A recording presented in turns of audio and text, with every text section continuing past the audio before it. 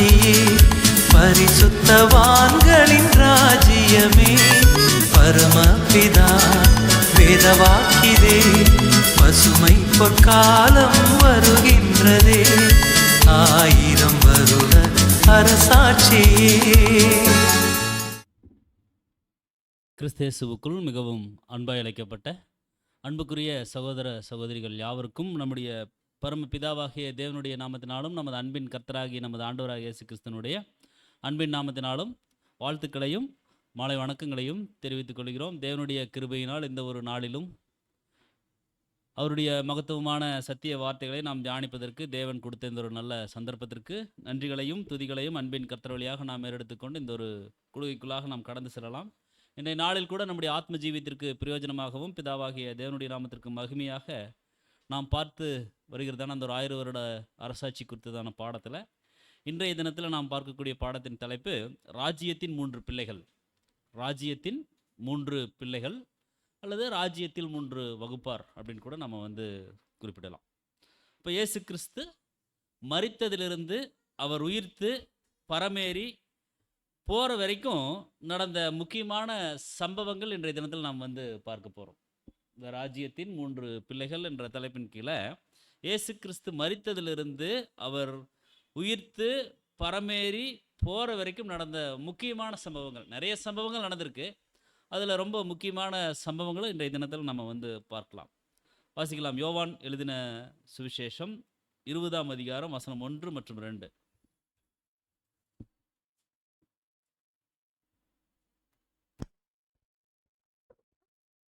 யோவான் 20ஆம் அதிகாரம் 1ஆம் வசனம்.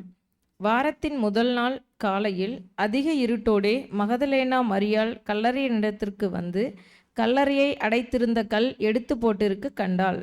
உடனே அவள் ஓடி சீமோன் பேதுருவின் இடத்திலும் இயேசுவுக்கு அன்பாயிருந்த மற்ற சீசனிடத்திலும் போய், கர்த்தரை கல்லறையிலிருந்து எடுத்து கொண்டு போய்விட்டார்கள், அவரை வைத்த இடம் எங்களுக்கு தெரியவில்லை என்றாள். ஸோ இந்த ஒரு யோவான் 20ஆம் அதிகாரத்திற்கு ஒரு சிறப்பு இருக்கு. ஏன்னா அதில் பார்க்கும் பொழுது மகதலேனா மரியாள் அங்கே இடம்பெறாங்க. இந்த மகதலேனாள் அப்படிங்கிறது ஒரு ஊர், மரியாள் அப்படிங்கிறது அவங்களுடைய பெயர் அப்படின்னு சொல்லி நம்ம பார்க்கணும். இப்போ இந்த ஒரு மரியாளுக்கு இயேசு கிறிஸ்து மரித்தது முதல் உயிர்த்து எழும் வரைக்கும் அதிகமாக கிறிஸ்துவை சந்திக்கக்கூடிய ஒரு ஸ்லாக்கியம் இவங்களுக்கு கிடைச்சிருக்கு அப்படிங்கிறது நம்ம பார்க்குறோம். அதில் பார்க்கும் பொழுது அவளுக்கு முதல் அதிர்ச்சி என்னவாக அங்கே அந்த மரியாம்மாவுக்கு இருக்குது அப்படின்னு சொல்லி பார்க்கும் பொழுது, இயேசு கிறிஸ்துவனுடைய கல்லறைக்கு வர்றாங்க. வரும்பொழுது கல் அங்கே என்ன பண்ணுச்சுங்க, புரட்டி போடப்பட்டிருக்குதுன்னு சொல்லி பார்க்குறாங்க. இதை பார்த்தோன்னே அவங்களுக்கு ரொம்ப அதிர்ச்சி ஆயிடுச்சு. இது என்ன அது, நம்ம வர்றோம் இங்கே கர்த்தருடைய சரீரத்தை பார்க்கலாம் அப்படின்னு சொல்லி வரும்பொழுது, கல்லறையை பார்க்கலாம் அப்படின்ட்டு வரும்பொழுது இது புரட்டி போடப்பட்டிருக்குதே அப்படின்னு சொல்லி அதை பார்த்தோன்னே அவங்களுக்கு ஒரு அதிர்ச்சி வந்துடுச்சு. ஏன்னா ஒரு அறை அந்த ஒரு கல்லறையினுடைய அந்த ஒரு அறையினுடைய அந்த ஒரு வாயில் அடைச்சி வச்சிருக்கக்கூடிய அந்த ஒரு கல்லை புரட்டி போடுறது அப்படிங்கிறது ஒரு சாதாரணமான ஒரு மனுஷனால் அது செய்ய முடியாது. ஏன்னா அது பெரிய ஒரு கல்.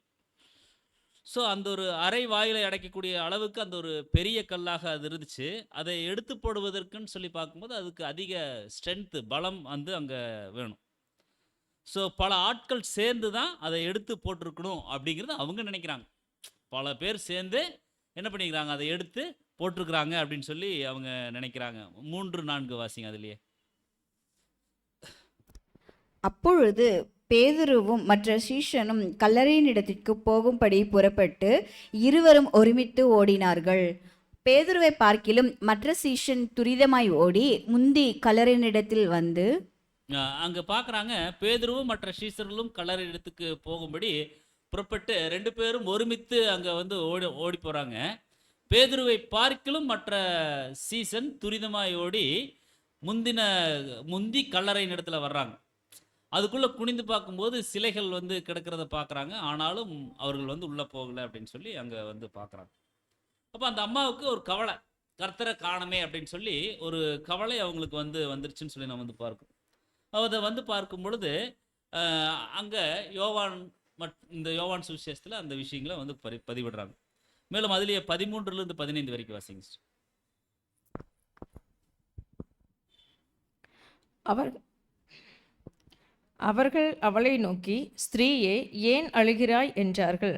அதற்கு அவள், என் ஆண்டவரை எடுத்துக்கொண்டு போய்விட்டார்கள், அவரை வைத்த இடம் எனக்கு தெரியவில்லை என்றாள். இவைகளைச் சொல்லி பின்னாக திரும்பி இயேசு நிற்கிறதைக் கண்டாள். ஆனாலும் அவரை இயேசு என்று அறியாதிருந்தாள். இயேசு அவளை பார்த்து, ஸ்திரீயே, ஏன் அழுகிறாய்? யாரை தேடுகிறாய் என்றார். அவள் அவரை தோட்டக்காரர் என்று எண்ணி, ஐயா, நீர் அவரை எடுத்துக்கொண்டு போனதுண்டானால் அவரை வைத்த இடத்தை எனக்கு சொல்லும். நான் போதுங்க சார். அங்கே என்ன ஆகுதுன்னா, அவங்க வந்து அழுகிறாங்க, அந்த அம்மா வந்து அழுகிறாங்க. இயேசு வந்து பார்க்குறாரு.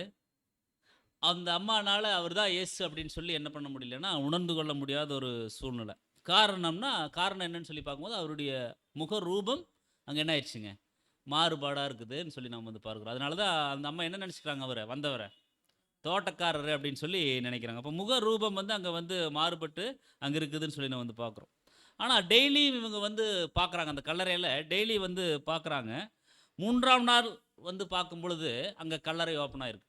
3ஆம் நாள் வந்து பார்க்கும்போது அங்கே கல்லறை ஓப்பனாக இருக்குது. அப்போ ஆண்டவர் வந்து அங்கே வந்து பேசுகிறாரு. அவர்கிட்ட இந்த அம்மா கேட்குறாங்க, ஐயா, நீங்கள் அவர் எடுத்துகிட்டு போயிருந்தா எனக்கு வந்து கொஞ்சம் சொல்லுங்கன்னு சொல்லி அவர்கிட்ட வந்து அந்த அம்மா வந்து கேட்குறாங்க, நீங்கள் எடுத்துகிட்டு போயிட்டீங்களா அப்படின்னு சொல்லி. வசனம் 16 இயேசு அவளை நோக்கி பேசுகிறாரு. உடனே அவங்க என்ன பண்ணுறாங்கன்னா, அடையாளம் கண்டு கொள்கிறாங்க. மரியாளே அப்படின்னு சொல்லி சொல்கிறாரு. அவள் திரும்பி பார்த்து ரபூனி அப்படிங்கிறாங்க. அந்த ஒரு ஸ்லாங், மரியாளை எப்படி அவர் கூப்பிடுவார், கர்த்தர் கூப்பிட்டா எப்படி கூப்பிடுவார். இப்போ நம்ம வீட்டில் கூப்பிட்றதுக்கு ஒரு சில ஸ்லாங் வச்சுருப்பாங்க இல்லைங்களா, அந்த மாதிரி கூப்பிட்டா ஈஸியாக கண்டுபிடிச்சிருவாங்க. ஸோ கர்த்தர் கூப்பிட்றாங்க மரியாளே அப்படின்னு சொன்ன உடனே அந்த கூப்பிடக்கூடிய தோரணையை வச்சு அவங்க வந்து கண்டுபிடிச்சிடுறாங்க. உடனே இவங்க வந்து கர்த்தரை வந்து எப்படி கூப்பிடுவாங்கன்னு சொல்லி போனால் ரபூனி அப்படின்னு சொல்லி கூப்பிடுவாங்களாம். உடனே ரபூனி அப்படின்னு சொல்லி சொல்கிறாங்க. அதுக்கு போதகரே அப்படின்னு சொல்லி அங்கே அர்த்தம்னு சொல்லி நம்ம வந்து பார்க்குறோம். வசனம் 17-18 வாசிங்க சிஸ்டர். இயேசு அவளை நோக்கி, என்னை தொடாதே, நான் இன்னும் என் பிதாவின் இடத்திற்கு ஏறி போகவில்லை. நீ என் சகோதரிடத்திற்கு போய், நான் என் பிதாவின் இடத்திற்கும் உங்கள் பிதாவின் இடத்திற்கும் என் தேவனிடத்திற்கும் உங்கள் தேவனிடத்திற்கும் ஏறி போகிறேன் என்று அவர்களுக்கு சொல்லு என்றார். 18. மகதலேனா மரியாள் போய் தான் கர்த்தரை கண்டதையும் அவர் தன்னுடனே சொன்னவைகளையும் சீஷருக்கு அறிவித்தாள். இங்கே பார்க்கிறோம் 17ஆம் வசனத்தில் இயேசு அவளை நோக்கி, என்னை தொடாதே, என்ன தொடாதேன்னு சொல்லி சொல்கிறாரு. நான் இன்னும் என் பிதாவின் இடத்திற்கு ஏறி போகல. நீ என் சகோதரத்திற்கு போய், நான் என் பிதாவின் இடத்திற்கும், பாருங்க, என் பிதாவின் இடத்திற்கும் உங்கள் பிதாவின் இடத்திற்கும் நான் என்ன பண்ணுறேன்னா, நான் என் தேவனிடத்திற்கும் உங்கள் தேவனிடத்திற்கும் நான் ஏறி போகிறேன்னு சொல்லி அவங்களுக்கு வந்து சொல்லு அப்படிங்கிறாங்க. மகதலேனா மரியாள் போய் அதே மாதிரி நான் கர்த்தரை கண்டதையும் அவர் தன்னுடனே சொன்னவைகளையும் வந்து அங்கே வந்து சீசர்களுக்கு அறிவிக்கிறாங்க. இது வந்து பார்க்குற அன்புக்குரிய சகோதரில், இது வந்து அவர் உயிர் தெழுந்ததுக்கு அப்புறம் நடந்த முதல் சம்பவம். ஒரு முதல் சம்பவம். இப்போ 2வது சம்பவத்துக்குள்ளே நாம் வரும் பொழுது, அதாவது அந்த நாள்லேயே அடுத்த சம்பவம் நடக்குது. சாயங்காலம் சீசர்கள் வந்து ஒரு இடத்துல வந்து அவங்க வந்து கூடியிருக்கிறாங்க. வீடு வந்து பூட்டி இருக்குது. நன்கு கவனிக்கலாம் அன்புக்குரிய சகோதரில், சாயங்காலம் அந்த டைம் ரொம்ப முக்கியம். சாயங்கால வேளையில் சீசர்கள் ஒரு இடத்துல வந்து கூடியிருக்கிறாங்க. வீடு பூட்டி இருக்குது. வீடு பூட்டிக்குது. உள்ளே இருக்கிறாங்க, வீடு பூட்டிக்குது. அவர் பூட்டிய வீட்டுக்குள்ளே அங்கே கர்த்தர் வந்துடுறார். ஸோ மாம்சத்தில் வந்திருப்பாருங்களா?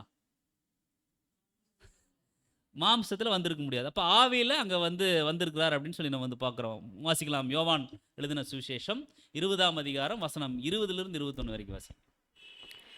அவர் இப்படி சொல்லி தம்முடைய கைகளையும் விலாவையும் அவர்களுக்கு காண்பித்தார். சீஷர்கள் கர்த்தரைக் கண்டு சந்தோஷப்பட்டார்கள். இயேசு மறுபடியும் அவர்களை நோக்கி, உங்களுக்கு சமாதானம் உண்டாவதாக. பிதா என்னை அனுப்பினது போல நானும் உங்களை அனுப்புகிறேன் என்று சொல்லி, அங்கே கவனிக்கிறோம் அன்புக்குரிய சொல் 20ஆம் வசனத்தில் அவர் இப்படி சொல்லி தம்முடைய கைகளையும் விலாவையும், அந்த ஒவ்வொரு வார்த்தைகளும் நம்மளுக்கு ரொம்ப முக்கியம். கை, விலா அவர்களுக்கு காண்பிக்கிறாரு. சீசர்கள் கர்த்தரை கண்டு சந்தோஷப்படுறாங்க. இயேசு மறுபடியும் அவர்களை நோக்கி என்ன சொல்றாரு சொல்லி பார்த்தோன்னா, சமாதானம் உண்டாவதாக அப்படின்னு சொல்லி அங்கே வந்து சொல்றார். இதில் நம்ம கவனிக்க வேண்டிய இந்த 2 வசனத்தில் முக்கியமான வார்த்தைகள் கை, விலா இது நாம் கவனிக்கணும். அதுக்கப்புறம் அவர் என்ன சொல்கிறாருங்க, உங்களுக்கு சமாதானம் உண்டாவதாக அப்படின்னு சொல்லி ஃபஸ்ட்டு சொல்கிறார். இன்னொரு சம்பவத்தில் வந்து பார்க்கும்பொழுது மறுபடியும் சொல்லுவார் சமாதானம் அப்படின்னு சொல்லுவார். இப்போ வந்து சொல்கிறாரு சமாதானம் உண்டாவதாகன்னு சொல்கிறார். அப்போ அங்கே இந்த சம்பவம் நடக்கும்போது சீசர்களுக்கு பயங்கரமான ஷாக் ஆயிடுச்சு, ஒரு பெரிய அதிர்ச்சி. ஏற்கனவே அங்கே மகதலேனா மரியாளுக்கு முதல் அதிர்ச்சி வந்தாச்சு, இப்போ சீசர்களுக்கு ஒரு அதிர்ச்சி அங்கே வந்துருச்சுன்னு சொல்லி நம்ம வந்து பார்க்குறோம். தன்னுடைய கை விழா அடிக்கப்பட்டதை வந்து காண்பிக்கிறாரு. அங்கே இருக்கக்கூடிய சீசர்களுக்கு ஒரு எவிடன்ஸ் வந்து அங்கே வந்து காண்பிக்கிறார். 22, 23. அவர்கள் மேல் ஊதி பரிசுத்த ஆவியை பெற்றுக்கொள்ளுங்கள். எவர்களுடைய பாவங்களை மன்னிக்கிறீர்களோ அவைகள் அவர்களுக்கு மன்னிக்கப்படும். எவர்களுடைய பாவங்களை மன்னியாதிருக்கிறீர்களோ அவைகள் அவர்களுக்கு மன்னிக்கப்படாதிருக்கும் என்றார். அங்கே என்ன பண்றாரு சொல்லி பார்த்தோன்னா, பரிசுத்த ஆவியை வந்து பெற்றுக்கொள்ளுங்கள் அப்படின்னு சொல்லி அங்கே வந்து சொல்றாரு. அப்போ பரிசுத்த ஆவியை வந்து அவர்கள் மேலே ஊதுறார். அங்கே சீஷர்களுக்கு கொடுக்கப்படுது.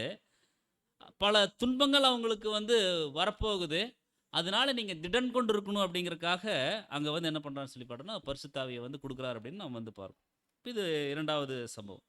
3வது சம்பவம் அன்றைய தினமே வந்து பார்க்கும் பொழுது வாசிக்கலாம். லூக்கா 24ஆம் அதிகாரம் வசனம் 1லிருந்து ஒரு சில வசனங்கள் வாசி. லூக்காவில் கொஞ்சம் ரெக்கார்ட் கொஞ்சம் நல்லா பண்ணியிருப்பாரு, வாசிக்கலாம்.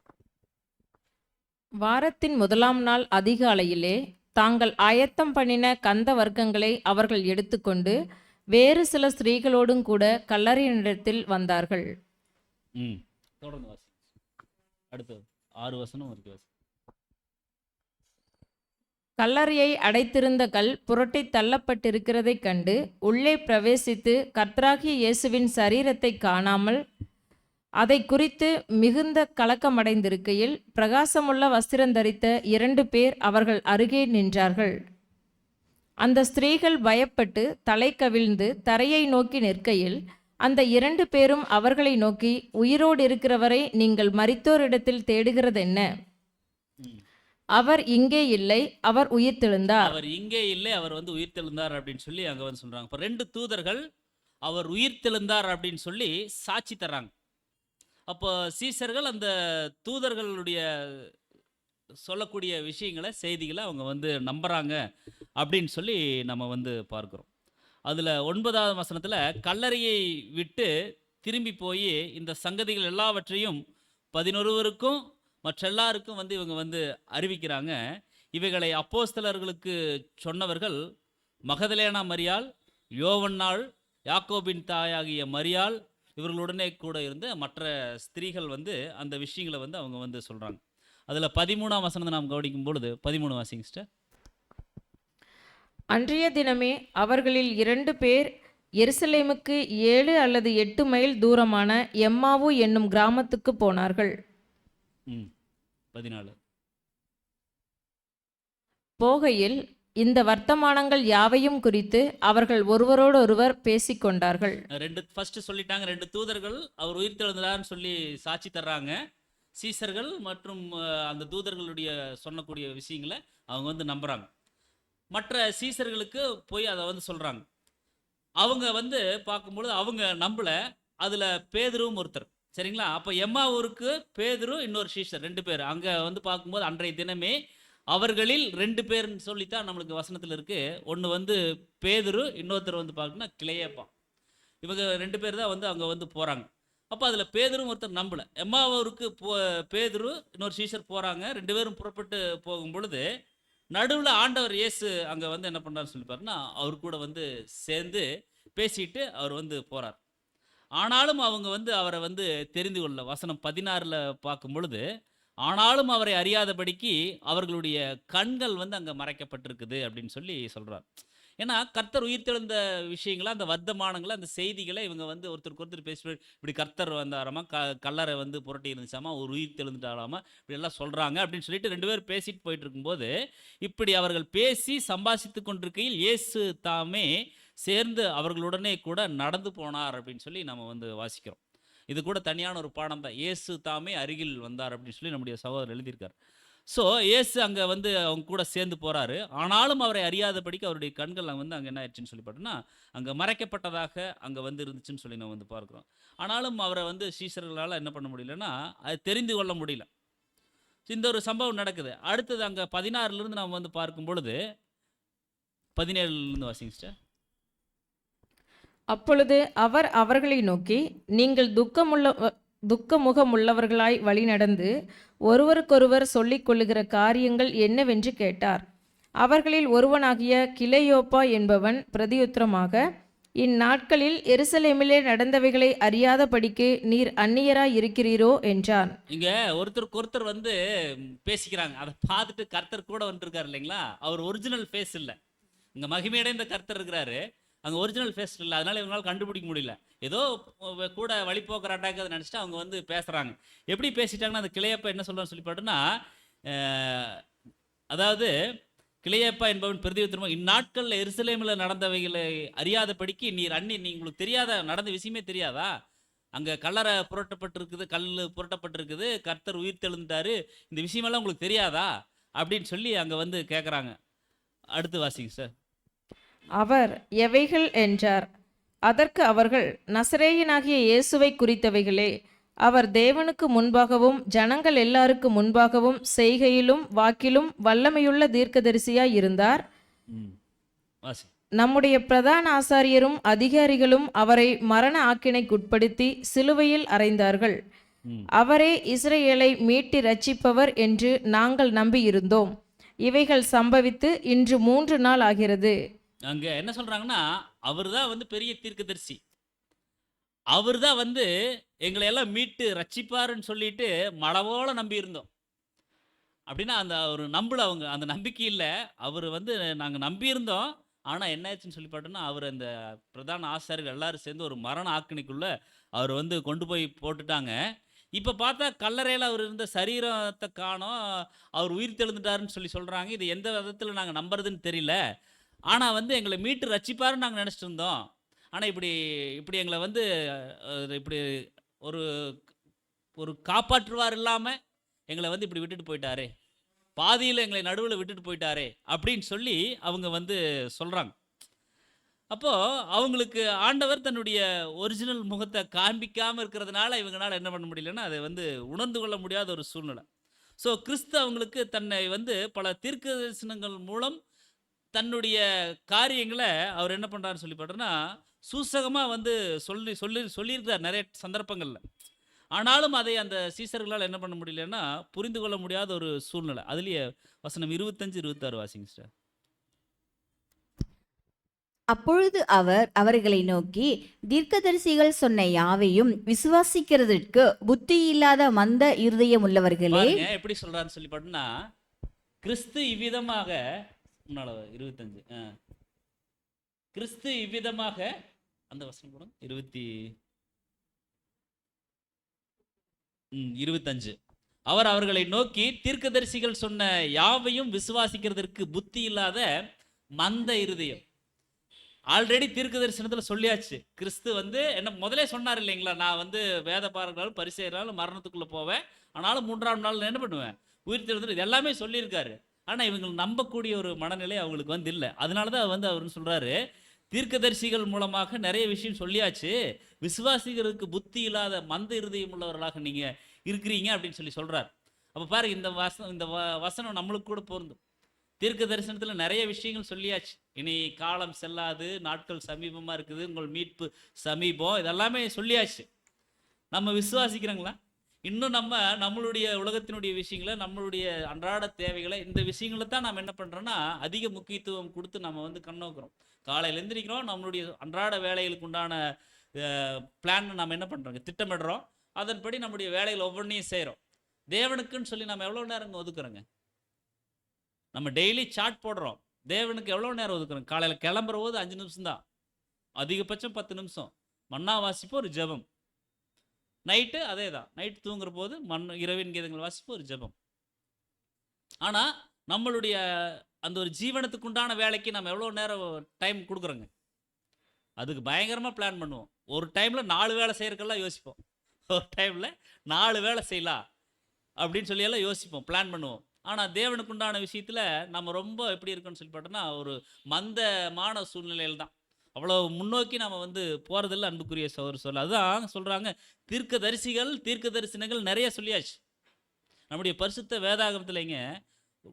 அதாவது ஒரு அப்ராக்சிமேட்டாக 800க்கும் அதிகமான தீர்க்க தரிசனங்கள் இருக்குது. அதில் மேக்சிமம் நம்முடைய 7ஆம் தூதன் மூலியமாக நிறைய தீர்க்க தரிசனங்கள் வந்து வெளிப்படுத்தப்பட்டிருக்கு. அப்போ அன்புக்குரிய சகோதரர் சொல்ல, தீர்க்க தரிசனங்கள், காலங்கள் இதெல்லாமே தெளிவாக சொல்லப்பட்டிருக்கு. பேதுரு சொல்கிறாரு இல்லைங்களா, அதாவது வந்து பொழுது விடிந்து விடிவெள்ளி உங்கள் இருதயங்களில் உதிக்கும் முழக்கும், இருளுள்ள ஸ்தலத்தில் பிரகாசிக்க போகிற அந்த வெளிச்சம் போன்ற அந்த தீர்க்க தரிசனங்களை, வசனங்களை நீங்கள் என்ன பண்ணுங்க, கவனித்திருங்க. அப்போ அந்த வசனத்தின்படி வாழ்க்கை இல்லை, வாழலை அப்படின்னா நம்மளுக்கு விடியற் காலத்து வெளிச்சம் இல்லை அப்படின்னு சொல்லி நம்ம வந்து பார்க்குறோம். விடியற் காலங்கிறது என்னங்க, நம்ம தீர்க்க தரிசன பாஷையில் விடியற் காலம்னா ராஜ்யம். அந்த ராஜ்யத்தில் நம்மளுக்கு என்ன இல்லைங்க, ராஜாக்களாக போய் உட்காரக்கூடிய வாய்ப்பு இல்லை. தீர்க்க தரிசனத்தின்படி நம்ம வந்து நடக்கணும், சத்தியத்தின்படி நம்ம வந்து ஜீவிக்கணும். அதான் வந்து சொல்கிறார். அப்படி இல்லைன்னா நம்ம எப்படி நம்ம இருக்கிறோம் அப்படின்னா புத்தி இல்லாத மந்த இருதயம் உள்ளவர்களாக மாறிடுவோம். அந்த சீஷர்கள் அப்படித்தான் இருந்தாங்க. கிறிஸ்து இவ்விதமாக பாடுபடவும் தமது மகிமையில் பிரவேசிக்க வேண்டியது இல்லையா அப்படின்னு சொல்லி சொல்கிறார். இது உங்களுக்கு தெரியாதா அப்படின்னு சொல்லி சொல்கிறார். மோசேலிருந்து சகல தீர்க்கதரிசனிகளும் இந்த விஷயத்தை தானே சொல்லியிருக்காங்க. 27 சொல்கிறார், மோசேலிருந்து சகல தீர்க்கதரிசனிகளும் இந்த விஷயத்தை தானே சொல்லியிருக்கிறாங்க. இது கூட உங்களால் வந்து புரிந்து கொள்ள முடியலையா அப்படின்னு சொல்லி அங்கே வந்து கர்த்தர் வந்து கேட்குறார். ஸோ கிறிஸ்து தன்னை வந்து பல தீர்க்க தரிசனங்கள் மூலம் தன்னுடைய விஷயங்களை சொல்லியிருக்கிறத அவர் வந்து சொல்கிறாரு. அப்போ உடனே அங்கே அவங்க என்ன சொல்கிறாங்க சொல்லிட்டுனா, யாருன்னு தெரியல, கூட தங்கி போகணும் அப்படின்னு சொல்லி அவங்க வந்து கேட்குறாங்க. அப்போ கூட அவங்களுக்கு வந்து யார் அப்படின்னு சொல்லி அவங்களுக்கு தெரியல. அதான் தருணத்தில் தாங்கள் போகிற கிராமத்துக்கு சமீபமாயிட்டாங்க. அப்பொழுது அவர் அப்புறம் போகிறவர்கள் போல காண்பித்தார். அப்புறமா போகிற மாதிரி, அந்த சைடு போகிற மாதிரி அப்படி காண்பிக்கிறார். அவர்கள் அவரை நோக்கி எங்களுடனே தங்கியிரும் அப்படின்னு சொல்லி சொல்கிறார். அதாவது 3 பேர் வர்றாங்க. 3 பேர் வந்துட்டு இருக்கும்போது அவங்க ஊர் பக்கத்தில் வந்த உடனே இந்த கிளையப்பா பேதுரு இவங்க என்ன பண்ணுறாங்கன்னா, அவங்க ஊர் பக்கம் வந்துச்சுன உடனே வீட்டுக்கு போகலாம் அப்படிங்கிற ஒரு சூழ்நிலையில் என்ன சொல்கிறாங்க அப்படின்னு சொன்னால், கர்த்தர் அந்த சைடு போயிடலாம், நம்ம வேறு பக்கம் போகலான்னு நினைக்கும் போது அவங்க சொல்கிறாங்க எங்கள் கூட தங்கியிருங்க அப்படின்னு சொல்லி அங்கே வந்து கேட்குறாங்க. சாயங்காலம் ஆயிடுச்சு. பொழுதும் என்ன ஆயிடுச்சுன்னா போயிடுச்சு அப்படின்னு சொல்லி அவங்க வருந்து கேட்டுக்கொள்கிறாங்க. அப்பொழுது அவர்கள் கூட வந்து தங்கும்படி அவர் வந்து உள்ளே போகிறார் அப்படின்னு சொல்லி வந்து பார்க்குறோம். அப்போ கூட அவங்க என்ன பண்ணலைன்னா இவர் தான் கிறிஸ்து அப்படின்னு சொல்லி உணரலைன்னு சொல்லி நம்ம வந்து பார்க்குறோம். ஸோ அவர் வந்து அவங்க கூட தங்குறாரு. வசனம் 31, 32 வாசிங்க சிஸ்டர். அப்பொழுது அவர்களுடைய கண்கள் 30லேருந்தே வாசிங்க சிஸ்டர், 30லேருந்தே வாசிங்க. அவர்களோடே அவர் பந்தி இருக்கையில் அவர் அப்பத்தை எடுத்து ஆசீர்வதித்து அதை பிட்டு அவர்களுக்கு கொடுத்தார். அப்பொழுது அவர்களுடைய கண்கள் திறக்கப்பட்டு அவரை அறிந்தார்கள். உடனே அவர் அவர்களுக்கு மறைந்து போனார். அப்பொழுது அவர்கள் ஒருவரையொருவர் நோக்கி, வழியிலே அவர் நம்முடனே பேசி வேத வாக்கியங்களை நமக்கு விளங்க காட்டின பொழுது நம்முடைய இருதயம் நமக்குள்ளே கொழுந்துவிட்டு எரியவில்லையா என்று சொல்லிக்கொண்டு, அங்கே என்ன ஆகுதுன்னா 2 பேரும் பேசிட்டு வந்தாங்க இல்லைங்களா, பேசிட்டு வரும்போது இங்கே தங்குங்கன்னு தங்குறாங்க. அப்போ வரைக்கும் தங்குற வரைக்கும் இவர் தான் கர்த்தர் அப்படின்னு சொல்லி அவங்களால உணர முடியல. இது மாதிரி கர்த்தரை குறித்து எல்லா விஷயத்தெல்லாம் சொல்லிட்டு வர்றாங்க. ஆனாலும் அவங்க வந்து என்ன முடியலன்னா இவர் தான் சொல்லி ஐடென்டிஃபை பண்ண முடியல. அவங்க நைட் தங்கினதுக்கப்புறம் அவர்களோட அவர் வந்து பந்தி இருக்கையில் அந்த விஷயத்தை எடுத்து, சும்மா நைட்டு டின்னர் சாப்பிட்றாங்க, அவ்வளோதான். இது ராபோஜன பந்தி அல்ல, இது டின்னர் சாப்பிட்றாங்க. அந்த அப்பத்தை எடுக்கக்கூடிய அந்த ஸ்டைல் இருக்கும் இல்லைங்களா, அந்த ஸ்டைல் பார்த்த உடனே இவங்களுக்கு ஞாபகம் வந்துருச்சு, ஐயோ இது கர்த்தராச்சே, நம்ம கூட காலையிலேருந்து இவ்வளோ தூரம் ட்ராவல் பண்ணிக்கிறது ஒரு கர்த்தரா, இவரை குறித்து தான் நாம் பேசிகிட்டு இருந்தோமா அப்படின்னு சொல்லி ஒரு உணர்வடைகிறாங்க. அருமையாக அவங்களுக்கு என்ன சொல்லிட்டுனா உணர்வடைஞ்சிடறாங்க. அவர்கள் பந்தி இருக்கும்போது அவர் அப்பத்தை எடுத்து அதை ஆசீர்வதித்து அதை பிட்டு அவர்கள் கொடுக்குறாரு. பாருங்கள் எவ்வளோ கவலையோடு அவங்க வந்து பேசிட்டு வர்றாங்க. கர்த்தரை வந்து களவாடிட்டு போயிட்டாங்களா, என்ன பண்ணாங்க ஒன்றுமே தெரியல, இவர் தான் எங்களை மீட்டு ரசிப்பார், எங்களுக்கு வாழ்க்கையே இவர் தான் நினச்சிட்டு இருந்தோம், ஆனால் இவரே இப்படி போயிட்டாரு அப்படின்னு நினச்சிட்டு கவலைப்பட்டுட்டு இருக்கும்போது யாரை குறித்து கவலைப்படுறாங்க, கர்த்தரை குறித்து. அங்கே கர்த்தர் வந்து ஒரு அடையாளத்தை அவர் செஞ்சு காமிக்கும் பொழுது அவர் தான் சொல்லி உணர்ந்தோடனே அவங்களுக்கு எவ்வளோ பரவசமாக இருக்கும், ரொம்ப மகிழ்ச்சி. அந்த மகிழ்ச்சி அவங்களால வந்து என்ன பண்ண முடியலன்னா அது தாங்கிக் கொள்ளவே முடியல. அதை பிற்கக்கூடிய ஸ்டைலை பார்த்த உடனே அவங்களுக்கு ரொம்ப சந்தோஷமாயிருச்சு. அவருடைய கண்கள் உடனே திறக்கப்படுது. அவரை அறிந்தார்கள். அறிந்தார்கள் அப்படிங்கிறது நம்ம ஒரே வார்த்தை தான். அந்த அறிந்து கொள்றதுல பல விஷயங்கள் அவங்க என்ன பண்றாங்கன்னு சொல்லி பார்த்தோம்னா, உணர்ந்து கொள்றாங்க, உணர்வடைறாங்க. உடனே வந்து அவர் வந்து மறைஞ்சு போயிடுறாரு. அப்பொழுது அவர்கள் ஒருவரை ஒருவர் நோக்கி என்ன சொல்லிக்கிறாங்களாம், வழியில அவர் நம்முடனே பேசினார் இல்லையா? எத்தனை தூரம் நம்ம கூட டிராவல் பண்ணிட்டே வந்தார். நம்ம கூட அவ்வளோ பேசினார் இல்லையா? வேத வாக்கியங்களை நம்மளுக்கு விளக்கி காட்டினார் இல்லையா? மோசேயிலிருந்து சகல தீர்க்கதரிசிகளும் கர்த்தரை குறித்து சொல்லிக்கிறாருன்னு சொல்லி சொன்னார் இல்லையா? அப்பவாவது நம்ம புரிஞ்சிருக்கணும். மந்த இருதயம் உள்ளவர்னு சொல்லி சொன்னார். அப்பவாவது புரிஞ்சுக்கிட்டு, இப்படியெல்லாம் யார் பேசுவார்? இந்த வார்த்தையெல்லாம் கர்த்தர் தான் பேசுவார். புத்தி உள்ள கன்னிகள், புத்தி இல்லாத கன்னிகள், இதெல்லாம் யார் பேசினாங்க? கர்த்தர் தான் பேசினாரு. அப்போ இவ்வளோ விஷயங்களையும் இவ்வளோ ஞானமாக, இவ்வளோ எப்பவும் பேசக்கூடிய ஸ்டைலெல்லாம் பேசுகிறாரு அப்படின்னா, அவங்களுக்கு என்ன பண்ண முடியலன்னா உணர்ந்து கொள்ளவே முடியாத ஒரு சூழ்நிலை. அதுதான் ஒருத்தருக்கு ஒருத்தர் கேட்டுக்கிறாங்க. வேத வாக்கியங்கள் நமக்கு விளக்கி காட்டிய பொழுது நம்முடைய இருதயம் நமக்குள்ள கொழுந்து விட்டு எரியலையா? அப்படின்னா ஒரு பக்தி வைராக்கியம் நம்மளுக்கு வந்து உருவாகலையா? சரி, நம்ம இவ்வளவு மந்தம் உள்ளவர்களாக இருந்திருக்கிறோமா? கர்த்தரை நம்மளால கண்டுபிடிக்க முடியலையா? அப்போ நம்ம எந்த அளவுக்கு கர்த்தரை நேசிச்சிருக்கிறோம்? கர்த்தர் நம்மளை நேசிச்சுங்காட்டி தான் நம்மளை தேடி வந்துக்கிறார். ஆனால் நம்ம கர்த்தர் மேலே நம்பிக்கை வச்சிருக்கிறோம், விசுவாசம் வச்சிருக்கிறோம், நேசிக்கிறோன்னு சொல்லி சொல்கிறோம். ஆனால் நம்ம உதட்டளவில் நம்ம இருந்துட்டோம். அதனால தான் நம்மளுக்கு வந்தவர் கர்த்தர்ன்னு சொல்லி நம்மளுக்கு வந்து உணர முடியாத ஒரு சூழ்நிலை. பாருங்கள், காலையிலேருந்து சாயந்தரம் ஆயிருக்குது. சாயந்தரத்தில் தான் அவங்க வந்து பந்தி இருக்கும்போது தான் கண்டுபிடிச்சிக்கிறாங்க. இப்போ அவ்வளோ விஷயங்கள் கர்த்தர் கூட கர்த்தர் பேசிட்டு வரும்போது அவங்களால உணர முடியாத ஒரு சூழ்நிலையில் அவங்க வந்து இருந்துட்டாங்கன்னு சொல்லி நம்ம வந்து பார்க்குறோம். இது வந்து எத்தனாவது சம்பவங்க? 3வது சம்பவம். அடுத்தது 4வது சம்பவம் எப்போ நடக்குதுன்னு சொல்லி பார்த்தீங்கன்னா 7 நாள் கழிச்சு, 8 நாள் கழிச்சு நடக்குது.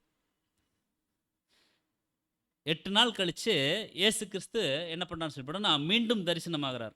யோவான் 20ஆம் அதிகாரம் வசனம் 26 மற்றும் 27 வாசிங்க. மறுபடியும் 8 நாளைக்கு பின்பு அவருடைய சீஷர்கள் வீட்டுக்குள்ளே இருந்தார்கள். தோமாவும் அவர்களுடனே கூட இருந்தான். கதவுகள் பூட்டப்பட்டிருந்தது.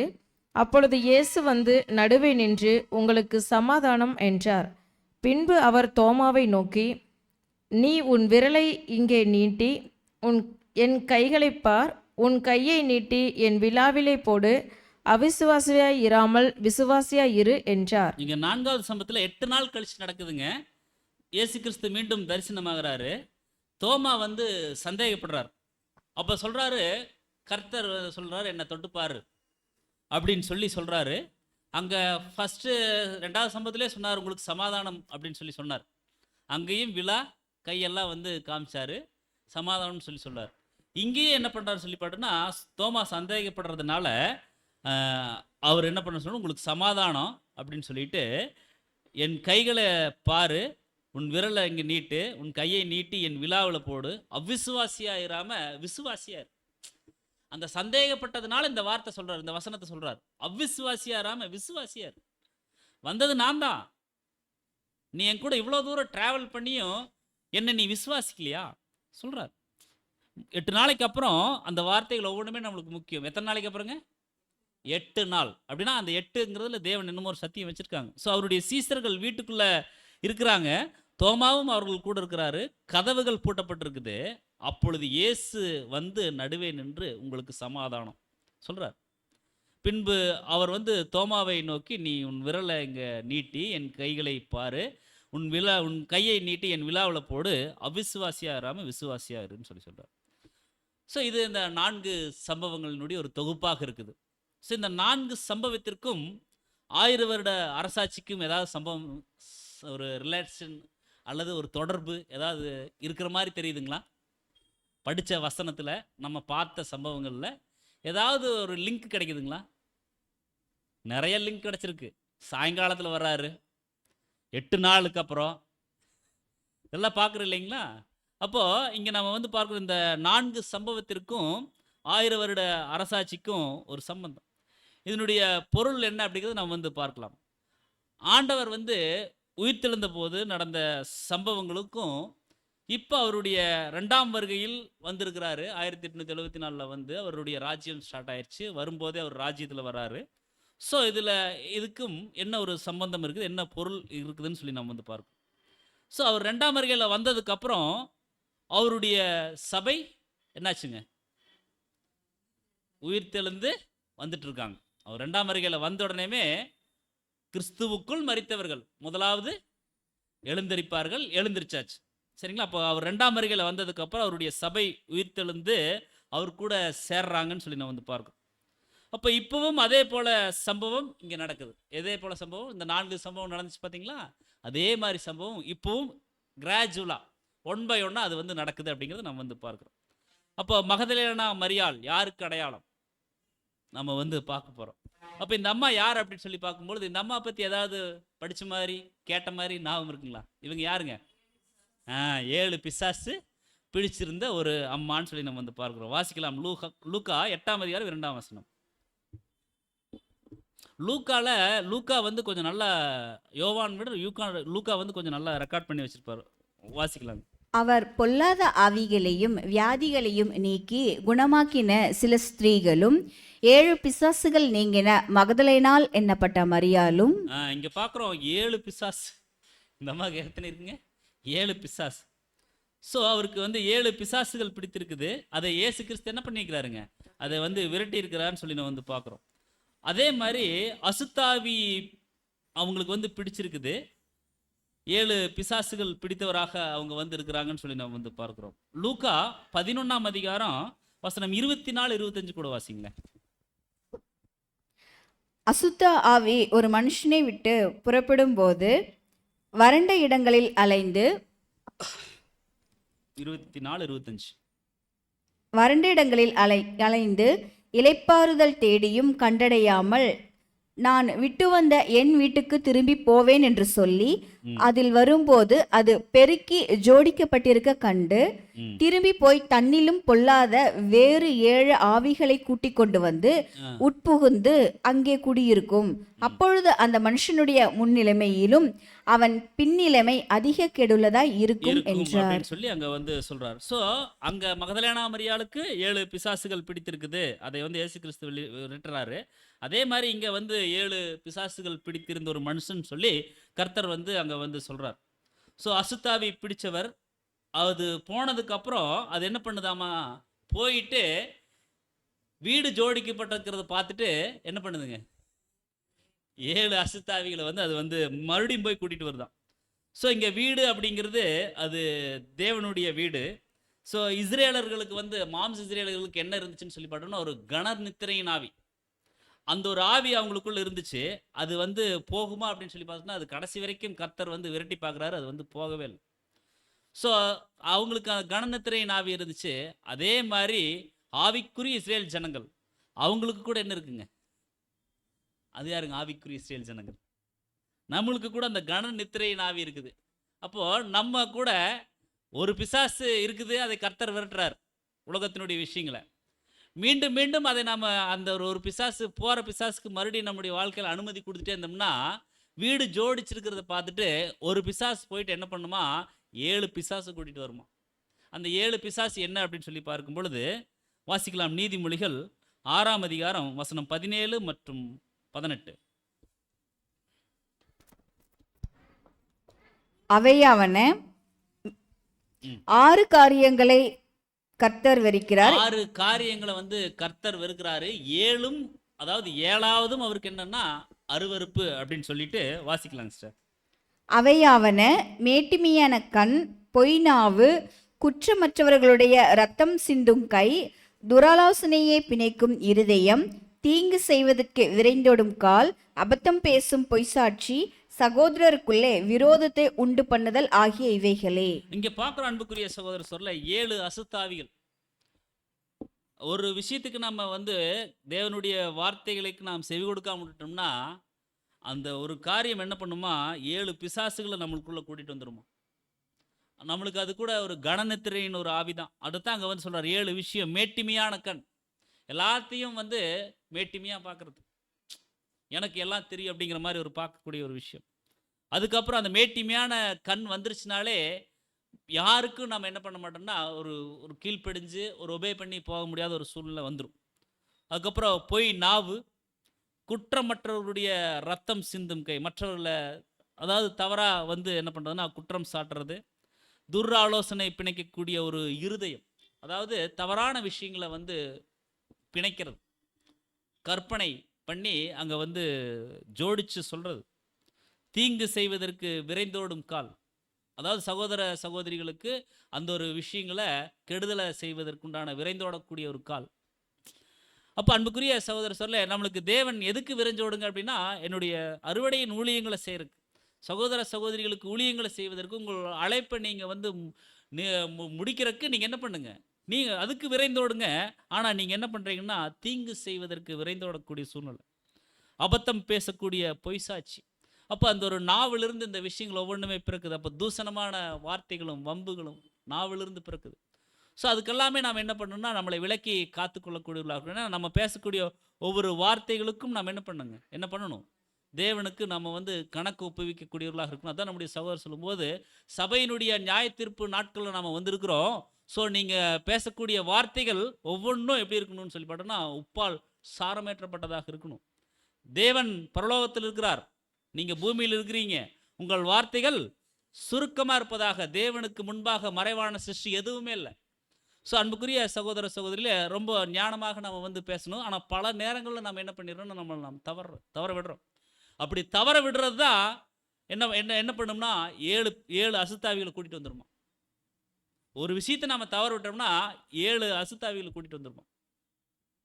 அப்போ தான் அதனால தான் நம்ம எப்போவுமே நல்ல விஷயங்களை, நலமானவைகளை நம்ம வந்து என்ன பண்ணணுங்க, பேசக்கூடியவர்களாக, சிந்திக்கக்கூடியவர்களாக, நடப்பிக்கக்கூடியவர்களாக நாம் இருக்கணும். ஏன்னா நாவானது அது பொல்லாங்கானது, அது கேடுள்ளதாக இருக்குதுன்னு சொல்லி நம்ம வந்து பார்க்குறோம். அதனால தான் நம்முடைய சகோதரர் சொல்லும்போது என்ன சொல்கிறாங்க அப்படின்னா, நம்முடைய மூத்த சகோதரர் சொல்லும் பொழுது ஒரு ஆர்டிக்கல் எழுதுகிறாரு. அதாவது இருதயம் அப்படிங்கிறது அது வந்து ஒரு இருதயத்திலிருந்து பேசக்கூடிய அந்த வார்த்தைகள் அப்படிங்கிறது ஒரு முன்னுரையாக தேவன் எடுத்துக்கொள்கிறாராம். நம்ம பேசக்கூடிய வார்த்தைகளை தேவன் என்னவா எடுத்துக்கிறாருங்க, முன்னுரை.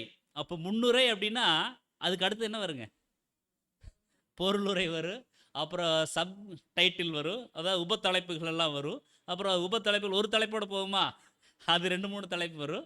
அந்த 2-3 தலைப்புக்கு அப்புறம் என்ன ஆகுங்க, முடிவுரை எழுதணும்.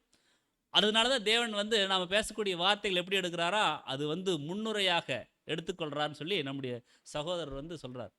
மேலும் நம்முடைய சகோதரர் சொல்லும்போது, நாம் பேசக்கூடிய வார்த்தைகள் தேன் சொட்டுவது போல பேசுகிறோமா, தேல் கொட்டுவது போல பேசுகிறோமாங்கிறார். எப்படி பேசுகிறேங்க, தேன் சொட்டுற மாதிரி பேசுகிறோமா, தேல் கொட்டுற மாதிரி பேசுகிறோமா?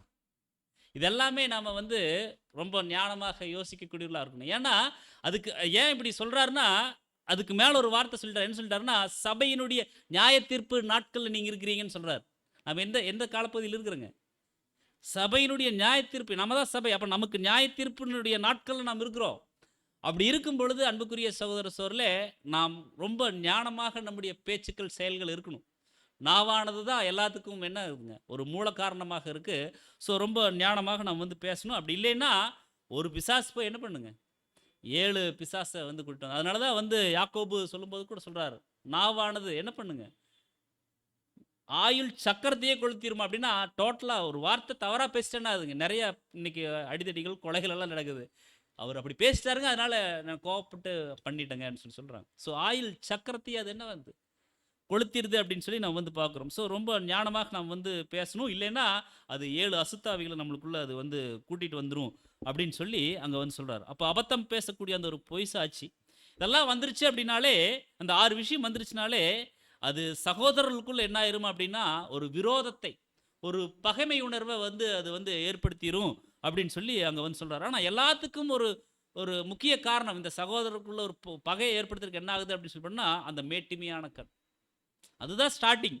அந்த ஒரு பிசாசு உள்ள வந்துச்சுனாலே என்ன ஆகுதுங்க, அடுத்தடுத்து ஒவ்வொன்றா உள்ளே வந்துட்டே தான் இருக்கும். ஸோ அது கடைசியில் என்ன ஆகுதுன்னா, அந்த சகோதர ஐக்கியத்தையே அது சீர்குலைச்சிறது அன்புக்குரிய சகோதர சகோதரர். ஸோ ரொம்ப நம்ம கவனமாக இருக்கணும்னு சொல்லி நம்ம வந்து பார்க்குறோம். அதே மாதிரி தான் அங்கே அந்த மகதலேனா மரியாள் கிட்ட 7 பிசாசு இருந்துச்சு, அது போயிடுச்சு.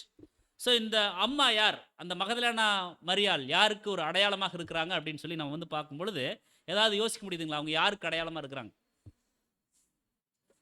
திருச்சபைக்கு அடையாளமாக இருக்கிறாங்க. எப்படின்னு சொல்லி நம்ம பார்க்கும் பொழுது, இந்த அம்மா எப்படிப்பட்ட ஒரு ஸ்திரீயாக இருக்கிறாங்க அப்படின்னா, நீதிமொழிகள் 31:15. அங்கே மகதலேனா மரியாள் என்ன பண்ணுறாங்க? எப்போ எந்திரிச்சு போனாங்கன்னா இருட்டோடு எழுந்து போகிறாங்க. வாசிக்கலாங்க 31:15. இருட்டோடே எழுந்து தன் வீட்டாருக்கு ஆகாரம் கொடுத்து தன் வேலைக்காரிகளுக்கு படி அளக்கிறாள். இது யாருங்க? குணசாலியான ஸ்திரீ. சரி, குணசாலியான ஸ்திரீ யாருங்க? சபை, திருச்சபை வைப்பார். ஸோ இந்த அம்மா வந்து இருட்டோட எழுந்து தன் வீட்டாருக்கு என்ன பண்ணுறாங்கன்னு சொல்லி பார்த்தோன்னா சமைச்சு அந்த வீட்டாரை கவனித்து படி அளக்குறாங்கன்னு சொல்லி நம்ம வந்து பார்க்குறோம். ஸோ அந்த ஸ்திரீ எப்போ எந்திரிப்பாங்கன்னா இருட்டோட அவங்க வந்து எழுந்திருப்பாங்கன்னு சொல்லி அங்கே வந்து சொல்கிறார். ஸோ 1874 அப்படிங்கிறது நடுராத்திரி. 1874 அப்படிங்கிறது நடுராத்திரி. ஸோ இந்த ஸ்திரீ இருட்டோட எழுந்திருக்கிறாங்க. ஸோ அது யார் அப்படின்னு சொல்லி பார்க்கும் பொழுது 1874 ஞானஸ்தானம் எடுத்த நம்முடைய மூத்த சகோதரர்னு சொல்லி சொல்கிறார், ரசல் பிரதர். ஸோ அவரும் திருச்சபை தான். அதில் ஏதாவது மாற்றுக்கிறது இருக்குங்களா?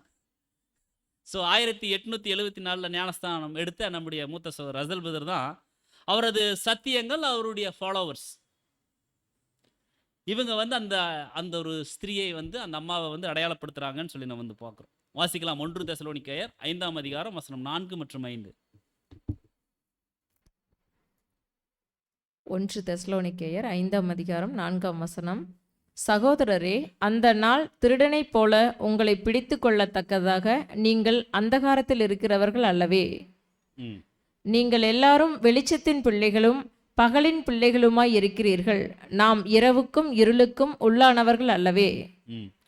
இங்கே வந்து பார்க்குற அன்புக்குரிய சகோதரரே, அந்த நாள் திருடனை போல உங்களை பிடித்து கொள்ளத்தக்கதாக நீங்கள் அந்தகாரத்தில் இருக்கிறவர்கள் அல்லவே. நீங்கள் எல்லாரும் எப்படி இருக்கீங்கன்னா வெளிச்சத்தின் பிள்ளைகளும் பகலின் பிள்ளைகளுமா இருக்கிறீங்க. நாம் இரவுக்கும் இருளுக்கும் உள்ளானவர்கள் அல்ல அப்படின்னு சொல்லி அங்கே வந்து சொல்கிறார். ஸோ வசனங்கள் மூலமாக கிறிஸ்து வந்ததை அறிந்து நம்முடைய மூத்த சகோதரர் என்ன பண்ணுறாரு சொல்லி பார்த்தோன்னா அவர் வந்து வெளிப்படுத்துகிறார். ஸோ அவர் ராஜ்யம் ஸ்டார்ட் ஆயிடுச்சு அப்படின்னு சொல்லி உறக்க சொல்கிறார். ரொம்ப ஸ்ட்ராங்காக வசனங்கள் மூலியமாக சத்தியங்கள் மூலியமாக அவர் என்ன பண்ணுறாருன்னா ரொம்ப ஸ்ட்ராங்காக சொல்கிறாரு. அப்போ 1919 1935 வரைக்கும் இந்தியாவில் கூட அதிகமாக சத்தியங்கள் அங்கே வெளிவருவதற்கு இவருடைய அந்த ஒரு சத்தியங்கள் என்ன ஆயிடுச்சுன்னா ஒரு பெரும் துணையாக இருந்துச்சுன்னு சொல்லி நம்ம வந்து பார்க்குறோம். ஸோ 1919 இந்தியாவிற்கு இந்த ஒரு சத்தியம் வந்துச்சு அப்படிங்கிறதையும் நம்ம வந்து பார்க்குறோம். வாசிக்கலாம் யோவான் 10ஆம் அதிகாரம் 4ஆம் வசனம். யோவான் 10ஆம் அதிகாரம் வசனம் 4. அவன் தன்னுடைய ஆடுகளை வெளியே விட்ட பின்பு அவைகளுக்கு முன்பாக நடந்து போகிறான்.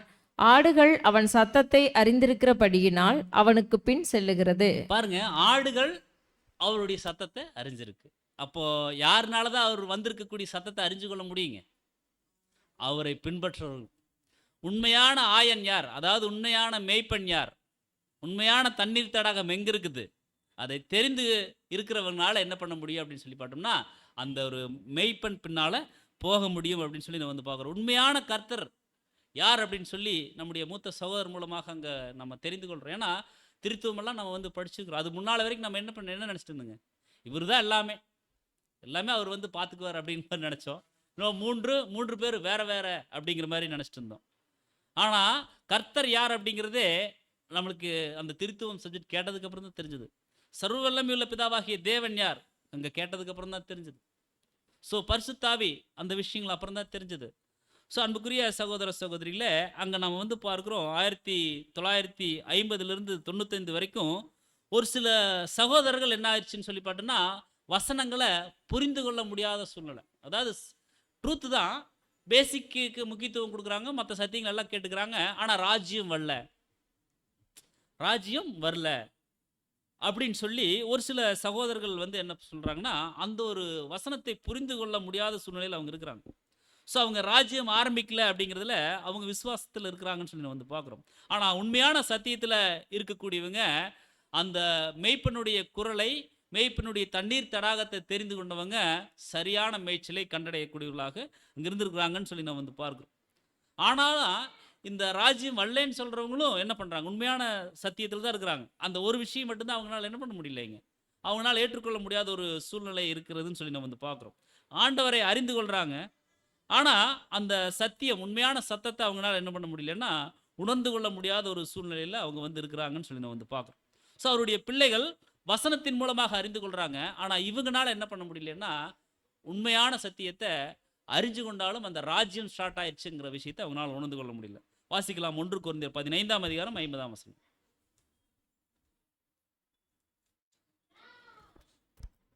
15:50. 1 கொரிந்தியர் 15ஆம் அதிகாரம் வசனம் 50. சகோதரரே, நான் சொல்லுகிறது என்னவெனில், மாம்சமும் இரத்தமும் தேவனுடைய ராஜ்யத்தை சுதந்திரிக்க மாட்டாது, அழிவுள்ளது அழியாமையை சுதந்திரிப்பதும் இல்லை. இந்த வசனம் நம்ம கவனிக்கிற அன்புக்குரிய சகோதர சொல்ல, மாம்சமும் ரத்தமும் என்ன பண்ணாதுங்க, ராஜ்யத்தை சுதந்திரிக்க முடியாது. அதே மாதிரி என்ன சொல்லிட்டாருன்னா, அழிவுள்ளது அழியாமையை சுதந்திரிப்பதில்லை. அப்போ அழிவுள்ளது எதுங்க? நம்முடைய மாம்சம், நம்முடைய சரீரம், நம்முடைய மாம்சத்தினுடைய விஷயங்கள், இதெல்லாம் அழிவுள்ளது. இந்த அழிவுள்ளதை வச்சுட்டு அழியாமை நான் சுதந்திரிக்கிறேன் அப்படிங்கிறது எந்த விதத்தில்? ஸோ அழிவுள்ளதை சீக்கிரமாக அழிக்கணும். அதுதான் இங்கே இந்த வசனத்தில் நான் பார்க்குறோம். அன்புக்குரிய சகோதர சகோதரியில் நம்ம நம்முடைய மாம்சம் ரத்தம் பரலோகத்தை சுதந்திரிக்காது. ஸோ நம்முடைய ஓட்டத்தை சீக்கிரமாக நாம் ஓடி முடிக்கணும் அப்படின்னு சொல்லி நம்ம இந்த வசனத்தின் மூலமாக எச்சரிப்பு பெற்றுக்கொள்கிறோம். மேலும் வாசிக்கலாம் 1 யோவான் 3ஆம் அதிகாரம் வசனம் 1-2. நாம் தேவனுடைய பிள்ளைகள் என்று அழைக்கப்படுவதினாலே பிதாவானவர் நமக்கு பாராட்டின அன்பு எவ்வளவு பெரிதென்று பாருங்கள். உலகம் அவரை அறியாதபடியினாலே நம்மையும் அறியவில்லை. பிரியமானவர்களே, இப்பொழுது தேவனுடைய பிள்ளைகளாய் இருக்கிறோம், இனி எவ்விதமாய் இருப்போம் என்று இன்னும் வெளிப்படவில்லை.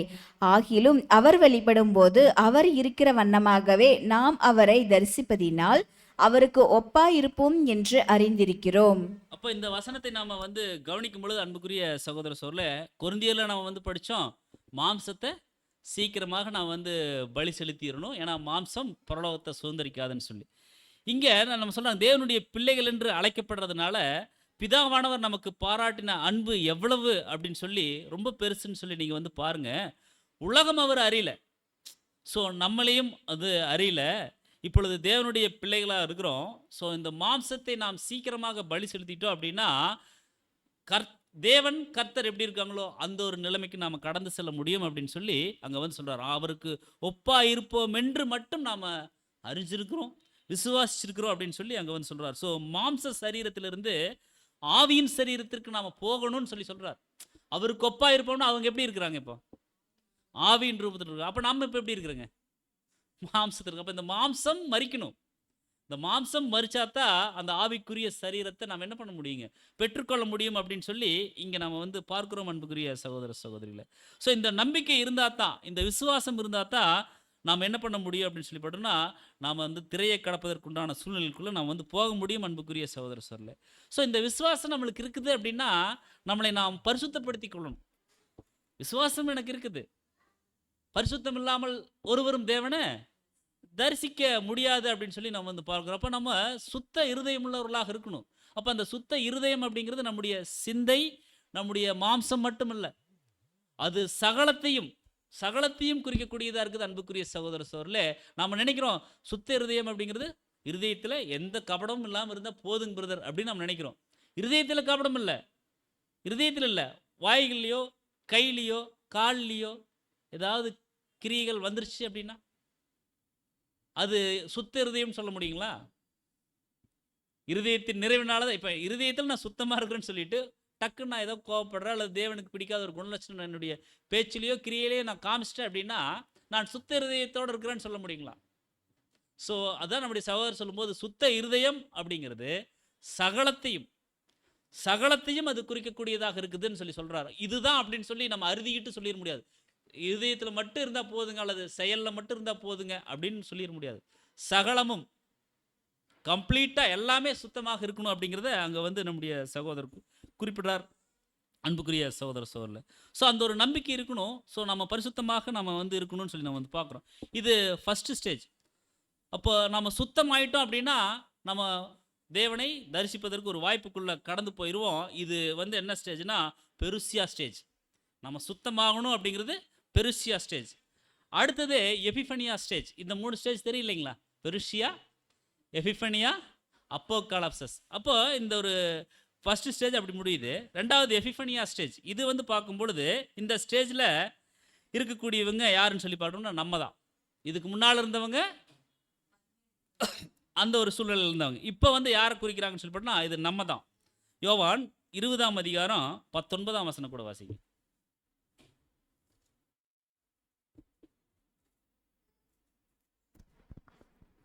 வாரத்தின் முதல் நாள் ஆகிய அன்றைய தினம் சாயங்கால வேளையிலே சீஷர்கள் கூடியிருந்த இடத்தில் யூதர்களுக்கு பயந்ததினால் கதவுகள் பூட்டி இருக்கையில் இயேசு வந்து நடுவே நின்று, உங்களுக்கு சமாதானம் என்றார்.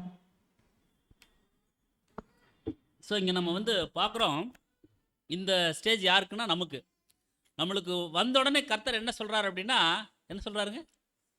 சமாதானம். அங்கே வந்தது நடுராத்திரி, இங்கே வந்தது எப்போங்க? சாயங்காலம். அப்போது வந்த உடனே என்ன சொல்லிட்டாருன்னு சொல்லி பார்த்தோம்னா சமாதானம், சலோம் அப்படின்னு சொல்லி அங்கே வந்து சொல்கிறார். ஸோ இந்த ஸ்டேஜில் இருக்கக்கூடிய பிள்ளைகளுக்கு என்ன இருக்காதுங்கிறதையும் ஒரு சிம்பாலிக்காக சொல்கிறாருங்க. சமாதானம்னா சமாதானம் இல்லாத சூழ்நிலையில் இன்றைக்கி எங்காவது சமாதானம் இருக்குங்களா? சமாதானம் சொல்லி என் ஜனத்தை என்ன பண்ணுறாங்கன்னா மேல் பூச்சாத்தான் பூசுகிறாங்க. ஐக்கிய நாடுகள் சபை இருக்குது, சமாதானம் கொடுக்குறாங்களா? அரசியல் தலைவர்கள் இருக்காங்க, எல்லாமே உங்களுக்கு சமாதானமாக கொடுக்குறாங்க. என்ன சமாதானமாக கொடுக்குறாங்க? எதுவுமே இல்லை. ஸோ கர்த்தர் வந்து என்ன சொல்கிறாருன்னா சமாதானம். ஸோ அதனால தான் அங்கே கர்த்தர் சொல்லிட்டாரு உங்களுக்கு சமாதானம்ப்பா அப்படின்னு சொல்லி. 21 வாசிங்க சிஸ்டர். அவர் இப்படி சொல்லி தம்முடைய கைகளையும் விலாவையும் அவர்களுக்கு காண்பித்தார். சீஷர்கள் கர்த்தரை கண்டு சந்தோஷப்பட்டார்கள்.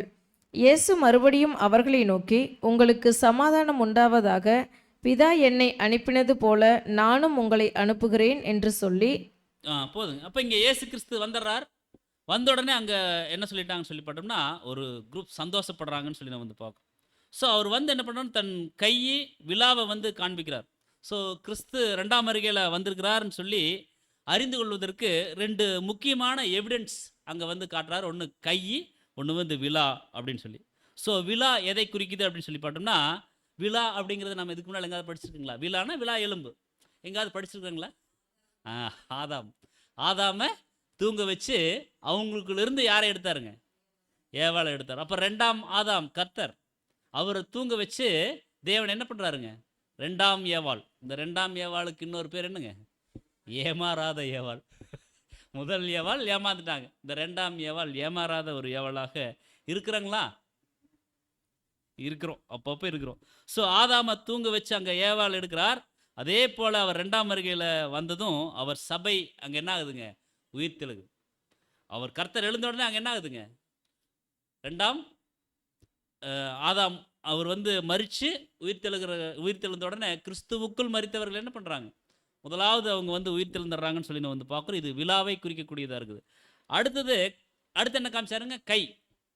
ஸோ கை அப்படிங்கிறது அது எதை அடையாளப்படுத்தக்கூடியதாக இருக்குன்னா, இஸ்ரேல் ஜனங்கள் கூட்டி சேர்க்கப்படுதல். கர்த்தர் வந்துட்டார் அப்படிங்கிறதுக்கு 2 அடையாளம், முக்கியமான அடையாளம். ஒரு அடையாளம் வந்து அவருடைய மரித்த பரிசுத்தவான்கள் உயிர்த்தெழுறது. கிறிஸ்துவுக்குள் மரித்தவர்கள் முதலாவது எழுந்திருப்பார்கள். 2வது அத்தி மரத்தை பாருங்க, மற்ற மரத்தை பாருங்க. அத்திமரம் துளிர் விடும்போது நான் என்ன பண்ணிட்டேன்? வாசல் அருகே வந்துட்டேன் அப்படிங்கிறத நீங்கள் என்ன பண்ணுங்கன்னா உணர்ந்து கொள்ளுங்க அப்படின்னு சொல்லி அங்கே வந்து சொல்கிறார். ஸோ அந்த கை அப்படிங்கிறது இஸ்ரேல் ஜனங்களை கூட்டி சேர்க்கப்படுது, அது அடையாளப்படுத்தக்கூடியதாக இருக்குதுன்னு சொல்லி நம்ம வந்து பார்க்குறோம். அதுலேயே 22, 23 நம்ம வந்து வாசிக்கும் பொழுது யோவான் 20ஆம் அதிகாரம் 22, 23 வாசி. அவர்கள் மேல் ஊதி பரிசுத்த ஆவியை பெற்றுக்கொள்ளுங்கள். எவர்களுடைய பாவங்களை மன்னிக்கிறீர்களோ அவைகள் அவர்களுக்கு மன்னிக்கப்படும். எவர்களுடைய பாவங்களை மன்னியாதிருக்கிறீர்களோ அவைகள் அவர்களுக்கு மன்னிக்கப்படாதிருக்கும் என்றார். அப்போ இங்கே வந்து பார்க்குற அன்புக்குரிய சொல்ல அங்கே பரிசுத்தாவியை வந்து ஊதுறார். அதே போல் நமக்கும் தேவன் என்ன பண்ணுறாருங்க? அவருடைய பரிசுத்தாவியை வந்து தந்திருக்கிறார். ஸோ தெளிந்த புத்தியுள்ள ஆவி நம்மளுக்கு இருக்குது.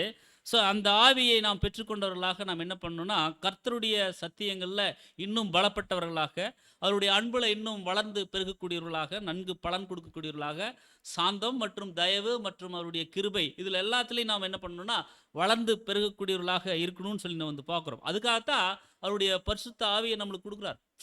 கிறிஸ்துவுக்குண்டான கிரியைகள் என்ன பண்ணுங்க, இன்னும் நம்ம வளர்ந்து பெருகணுங்கிறதுக்காகத்தான் அவருடைய பரிசுத்தாவியை வந்து நம்மளுக்கு வந்து கொடுக்குறார் அன்புக்குரிய சகோதர சகோதரில். அப்போ எபிஃபனியா ஸ்டேஜ் அப்படிங்கிறது நைட் இல்லை, பகலும் இல்லை. எபிஃபனியாங்கிறது நைட்டும் இல்லை, அது வந்து பகலும் இல்லை. அதாவது அனலும் இல்லை, குளிரும் இல்லை. இது யாருடைய நிலைமைங்க? லவோதிக்கேய சபையினுடைய நிலைமை. அனலும் இல்லை, குளிரும் இல்லை. அதனால தான் கர்த்தர் சொல்லிட்டாங்க, நீ ஒன்று அனலாரு இல்லை குளிராரு. இப்படி ரெண்டுமே இல்லாமல் இருந்தீங்கன்னா நான் உன்னை என்ன பண்ணுவேன், வாந்தி பண்ணி போட்டுருவேன்னு சொல்லி அங்கே வந்து சொல்கிறார் அன்புக்குரிய சகோதர சகோதரர்களே. ஸோ அனலும் இல்லை, அது குளிரும் இல்லாத சூழ்நிலை.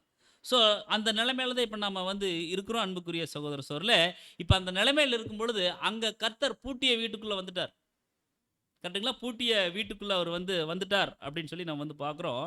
அப்போது அங்கே வீடு அப்படிங்கிறது இப்போ வீடு அப்படிங்கிறது சாத்தானுடைய இந்த ஒரு உலகம், பிரபஞ்சம். இந்த பொல்லாத பிரபஞ்சத்தை யார்கிட்ட கொடுத்துக்கிறாருங்க? இப்போ வந்து சாத்தானுடைய கண்ட்ரோலில் அவர் விட்டுருக்கிறார். ஆனால் செயின் யார்கிட்ட இருக்குங்க? கர்த்தர் கிட்ட தான் இருக்குது. அதான் நம்ம சாத்தான் கட்டப்படுதல் சப்ஜெக்ட்லேயே நம்ம வந்து பார்த்துருப்போம். ஒரு லிமிட்டை விட்டுருக்கார், ஒரு லென்த்து கொடுத்துக்கிறார். அந்த லென்த்து வரைக்கும் போ, அதுக்கு மேலே நீ எடுத்துகிட்டு போகணும்னு நினச்சேன்னா நான் இழுத்துருவேன். ஸோ கிராஜுவலாக தேவன் அவங்க கையில் கர்த்தர் மூலமாக கொடுத்துருக்கார். ஸோ சாத்தானுடைய உலகம் அப்படிங்கிறது அது பூட்டிய வீடு. வாசிக்கலாம் பாருங்க, மத்தேயு 12:29 வாசிங்க.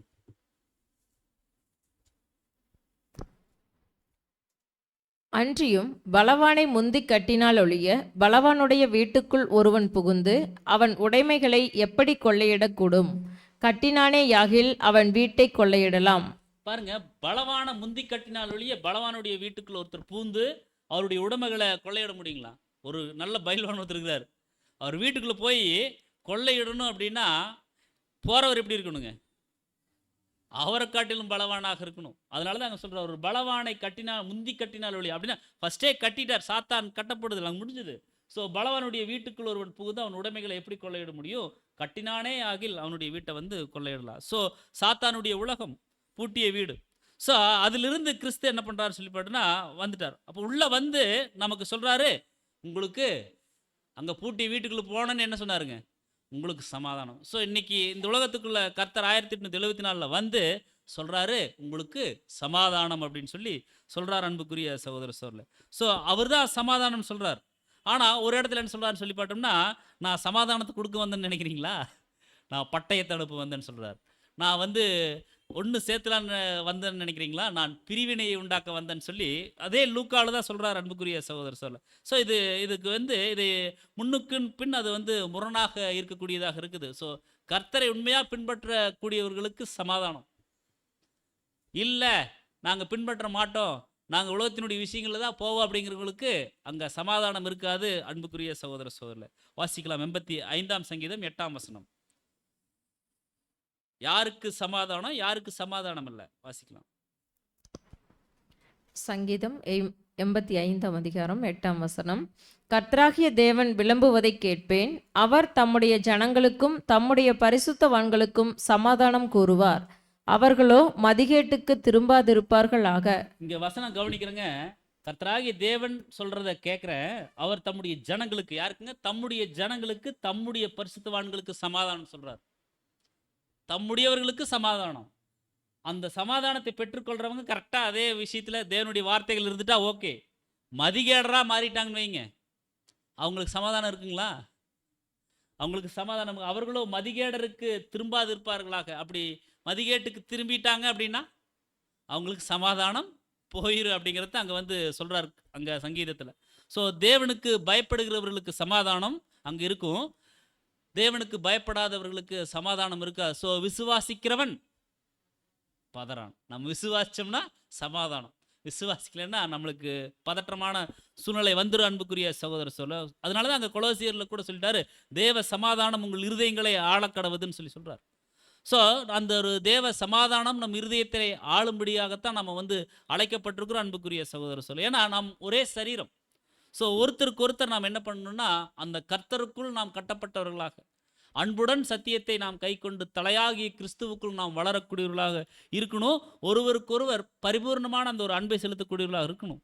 ஸோ மற்ற சகோதர சகோதரிகளினுடைய பக்தி வைராக்கியங்களுக்காக, பக்தி விருத்திக்காக நாம் நம்முடைய ஊழியங்களை நாம் செய்யணும்.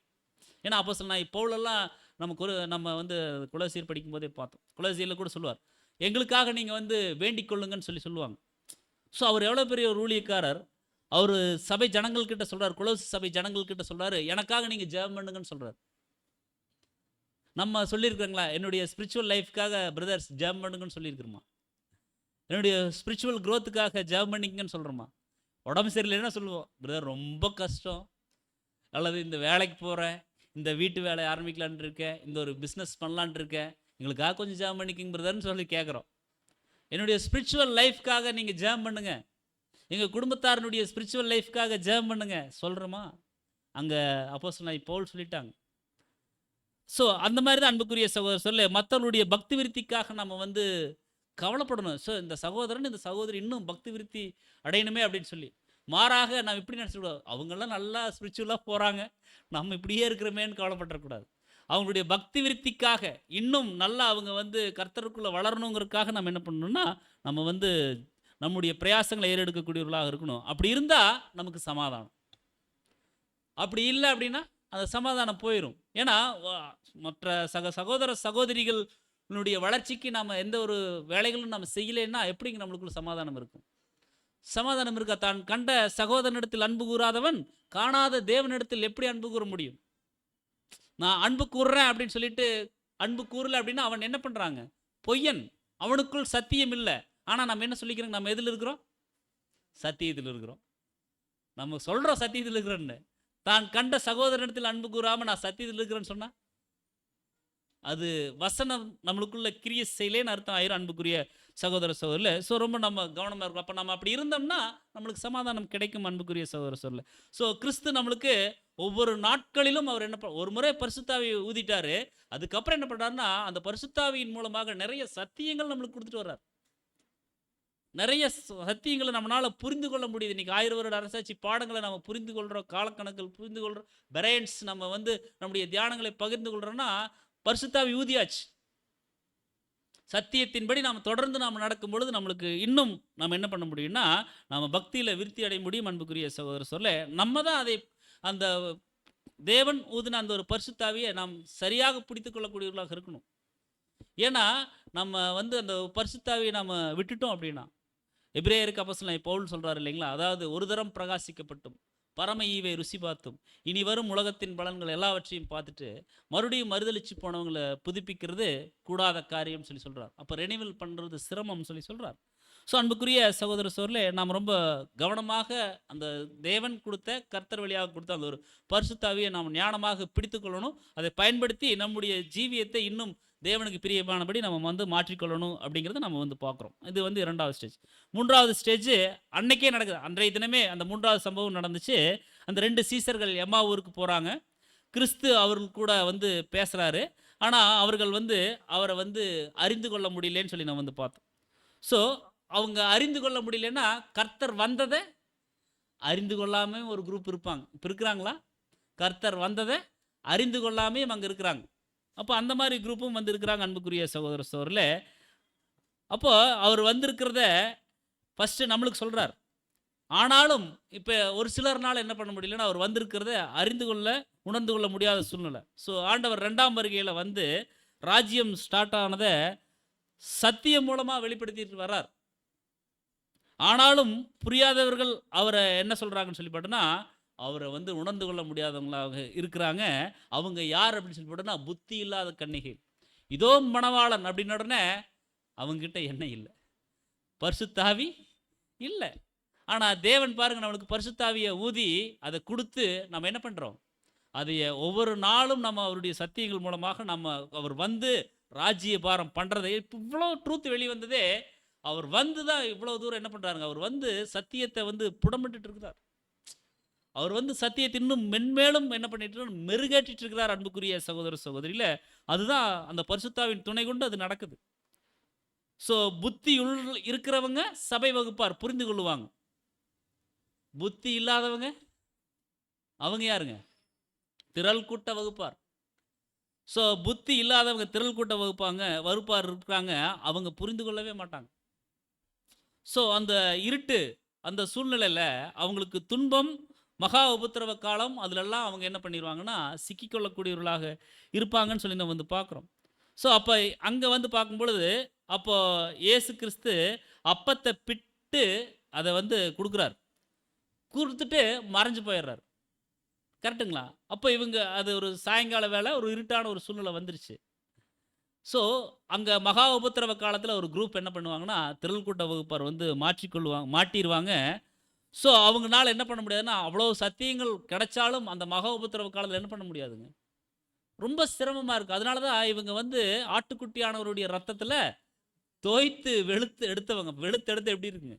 ஸோ அப்படிப்பட்ட ஒரு ஜனங்களாக அந்த திரள் கூட்ட வகுப்பார் வந்து இருப்பாங்கன்னு சொல்லி நம்ம வந்து பார்க்குறோம் அன்புக்குரிய சொல்ல. அதே புத்தியுள்ள கன்னிகைகள் வந்து உணர்வடைந்து கொள்ளுவாங்கன்னு சொல்லி நம்ம வந்து பார்க்குறோம். வாசிக்கலாம், யோவான் 9ஆம் அதிகாரம் 4ஆம் வசனம்.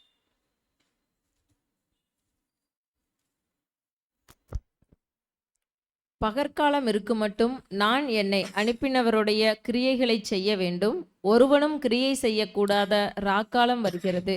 ஆமாங்க, ஒருவரும் கிரியை செய்யக்கூடாத ராக்காலம், இது மகா உபத்திரவ காலம். இதில் என்ன பண்ணுவாங்க, அந்த திரள் கூட்ட வகுப்பார் வந்து உணர்வடையாமல் அவங்க சிக்கிக்குவாங்கன்னு சொல்லி நம்ம வந்து பார்க்குறோம். மேலும் வாசிக்கலாம், மத்தேயு 25:11-12 கூட வாசிங்க.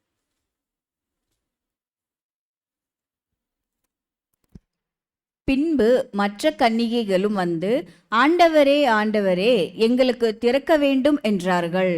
அதற்கு அவர், உங்களை அறியேன் என்று மெய்யாகவே உங்களுக்கு சொல்லுகிறேன் என்றார். ஆமாம், எவ்வளோ சொன்னாலும் அங்கே திறக்க முடியாது. இவங்க புத்தி இல்லாத கன்னிகள், திரள் கூட்ட வகுப்பராக அவங்க வந்து போயிடுறாங்கன்னு சொல்லி வந்து பார்க்குறோம். சரிங்களா? இது மூணும் ஒரே ஸ்டேஜ், ஒரே காலங்களில் அது நடக்கக்கூடிய ஒரு பகுதியாக இருக்குது. 4வது கடைசி சம்பவம் வந்து பார்க்குறோம் அன்புக்குரிய சகோதரர்களே. 4வது ஸ்டேஜில் அது நடக்கக்கூடியது என்னென்னா தோமா வந்து சந்தேகம், அவர் வந்து ஏற்றுக்கொள்ளல. இது எப்போ நடக்குதுங்க, எத்தனை நாளைக்கு அப்புறம்? 8 நாளைக்கு அப்புறம் இது வந்து நடக்குது. எங்கே நடக்குதுங்க? பூட்டிய வீட்டுக்குள்ளே நடக்குது. ஸோ வந்து கர்த்தர் வந்து என்ன பண்ணுறாருன்னா விழாவை வந்து தொட்டு பார்க்க சொல்கிறார். ஸோ தொட்டு பார்த்து அவங்க வந்து நம்புகிறாங்க, உணர்வடைகிறாங்க. ஸோ அவிசுவாசம் அவங்களுக்குள்ளே இருக்குதுன்னு சொல்லி நம்ம வந்து பார்க்குறோம். ஸோ இதற்கு அடையாளம் நம்ம வந்து பார்க்குறோம், தோமா கண்டு விசுவாசிக்கக்கூடிய ஒரு சூழ்நிலை, கண்டு தான் விசுவாசிக்கிறார். யோவான் 11ஆம் அதிகாரம் 16ஆம் வசனம். யோவான் 11ஆம் அதிகாரம் வசனம் 16. அப்பொழுது திதிமு எண்ணப்பட்ட தோமா மற்ற சீஷர்களை நோக்கி, அவரோட கூட மரிக்கும்படி நாமும் போவோம் வாருங்கள் என்றான். எப்படி ஒரு விசுவாசம் பாருங்க. தோமாவுக்கு என்ன விசுவாசங்க? கர்த்தர் மரிக்க போகும்போது நானும் கர்த்தர் கூட சேர்ந்து போய் செத்து போல வாங்கன்னு சொல்லி கூப்பிட்டவர், கர்த்தர் வந்தாச்சு, அவங்களால உணர்வடைய முடியல. அன்புக்குரிய சகோதரர் சொல்ல, தோமா அவர் கூட சாகவும் நாம் போகலான்னு சொல்லி சொன்னவர், அப்படிப்பட்டவர் என்ன சொல்லிட்டான்னு சொல்லி பார்த்தோன்னா அங்கே அவிசுவாசமான ஒரு சூழ்நிலைக்குள்ளே போயிடுறார்.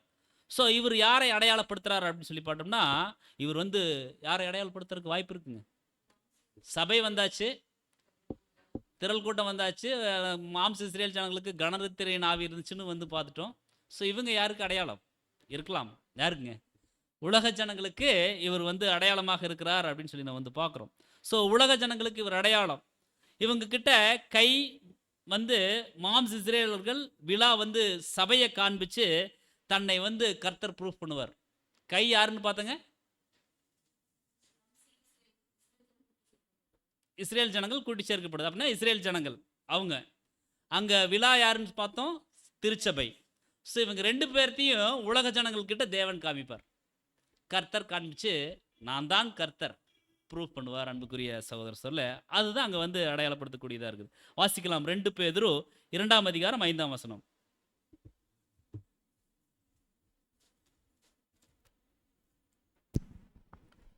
பூர்வ உலகத்தையும் தப்ப விடாமல் நீதியை பிரசங்கித்தவனாகிய நோவா முதலான 8 பேரை காப்பாற்றி அவபக்தி உள்ளவர்கள் நிறைந்த உலகத்தின் மேல் ஜலப்பிரளயத்தை வரப்பண்ணி. போதுங்க, இங்கே எத்தனை பேருங்க? 8 பேர். 8ன்னா நம்மளுக்கு என்ன ஒரு ஏதாவது அடையாளம் ஏதாவது யோசிக்க முடியுதுங்களா? சிம்பாலிக்கா இது சரி. இந்த 8 யாருங்க? நோவா குடும்பம் எத்தனை பேருங்க? 7 பேர். 1 + 7 1 + 7 8. சரியா போச்சுங்களா? அப்போ அன்புக்குரிய சகோதர சகோதரியில் கிறிஸ்து தலை 1, அது அவர் வந்து என்ன பண்ணுறாரு சொல்லி பார்த்தோன்னா, அவருடைய சரீரமாகிய சபை இது வந்து முழுமையடையக்கூடிய ஒரு சூழ்நிலையை தான் அங்கே வந்து காண்பிக்கிறார் அந்த தோமாவினுடைய விஷயத்தில், அன்புக்குரிய சகோதரர் சொல்ல. அப்போ 8ல் உலக ஜனங்கள் விசுவாசிப்பாங்கன்னு நம்ம புரிஞ்சுக்கலாம். 8ல் உலக ஜனங்கள் விசுவாசிப்பாங்க. அந்த 8 யாருன்னா கர்த்தரும் சபையும். அவங்கள பார்த்து உலக ஜனங்கள் உணர்வடைவாங்க. ஸோ இதுதான் தேவனுடைய தெய்வீக திட்டமா? இந்த பிரபஞ்சம் இதுக்குத்தான் ஏங்கி கொண்டு இருந்துச்சா? இதைத்தான் வந்து நோட்டீஸ் கொடுத்து ட்ராக்ஸ் கொடுத்து யூடியூப்பில் போட்டு அல்லது பேசிக் கிளாஸ் எடுத்து அவ்வளோ தூரம் சொன்னாங்களா? இது நம்ம கேட்கவே இல்லையா? நாளைக்கு எல்லாரும் கேட்பாங்க, நம்ம ஆஃபீஸில் இருக்கிறவங்க கேட்பாங்க, இதுக்கு தான் நீங்கள் புதன்கிழமை போனீங்களா? இதுக்கு தான் ஒவ்வொரு கன்வென்ஷனுக்கு நீங்கள் வந்து லீவ் போட்டு போனீங்களா? இதுக்கு தான் இப்படியெல்லாம் நீங்கள் ஓடுனீங்களா? எல்லாரும் கேட்பாங்க. அங்கே வந்து கை விழா சபையும் என்ன ஆகுதுங்க, இஸ்ரேல் ஜனங்களையும் காண்பிச்சு அங்கே கர்த்தர் வந்து ப்ரூவ் பண்ணிடுவார், அன்புக்குரிய சகோதர சொல்ல. ஸோ ஜீவன் வேணும் அப்படின்னா நீங்கள் இயேசு என்னை பின்பற்றி வாங்க, என்னை விசுவாசிங்கன்னு சொல்லி அங்கே வந்து உலக ஜனங்களுக்கு வந்து என்ன பண்ணுவாங்கன்னா, நாளைக்கு வந்து கர்த்தர் சொல்லுவாங்க, உங்களுக்கு ஜீவன் வேணுமா? விசுவாசி, என்ன விசுவாசி பாரு, இவங்க 2 பேர் இருக்காங்க பார்த்துக்கோ, விசுவாசிச்சாங்க இவங்க பார்த்துக்கோ. அங்கே நாளைக்கு உலக ஜனங்களுக்கு பிரத்யட்சமாக அப்படி சொல்லுவார் அப்படின்னு சொல்லி நம்ம வந்து பார்க்குறோம். ஜீவன் வேணும்னா என்ன விசுவாசிக்கலாம்னு சொல்லி. ஸோ யோவான் 3ஆம் அதிகாரம் 36ஆம் வசனம்.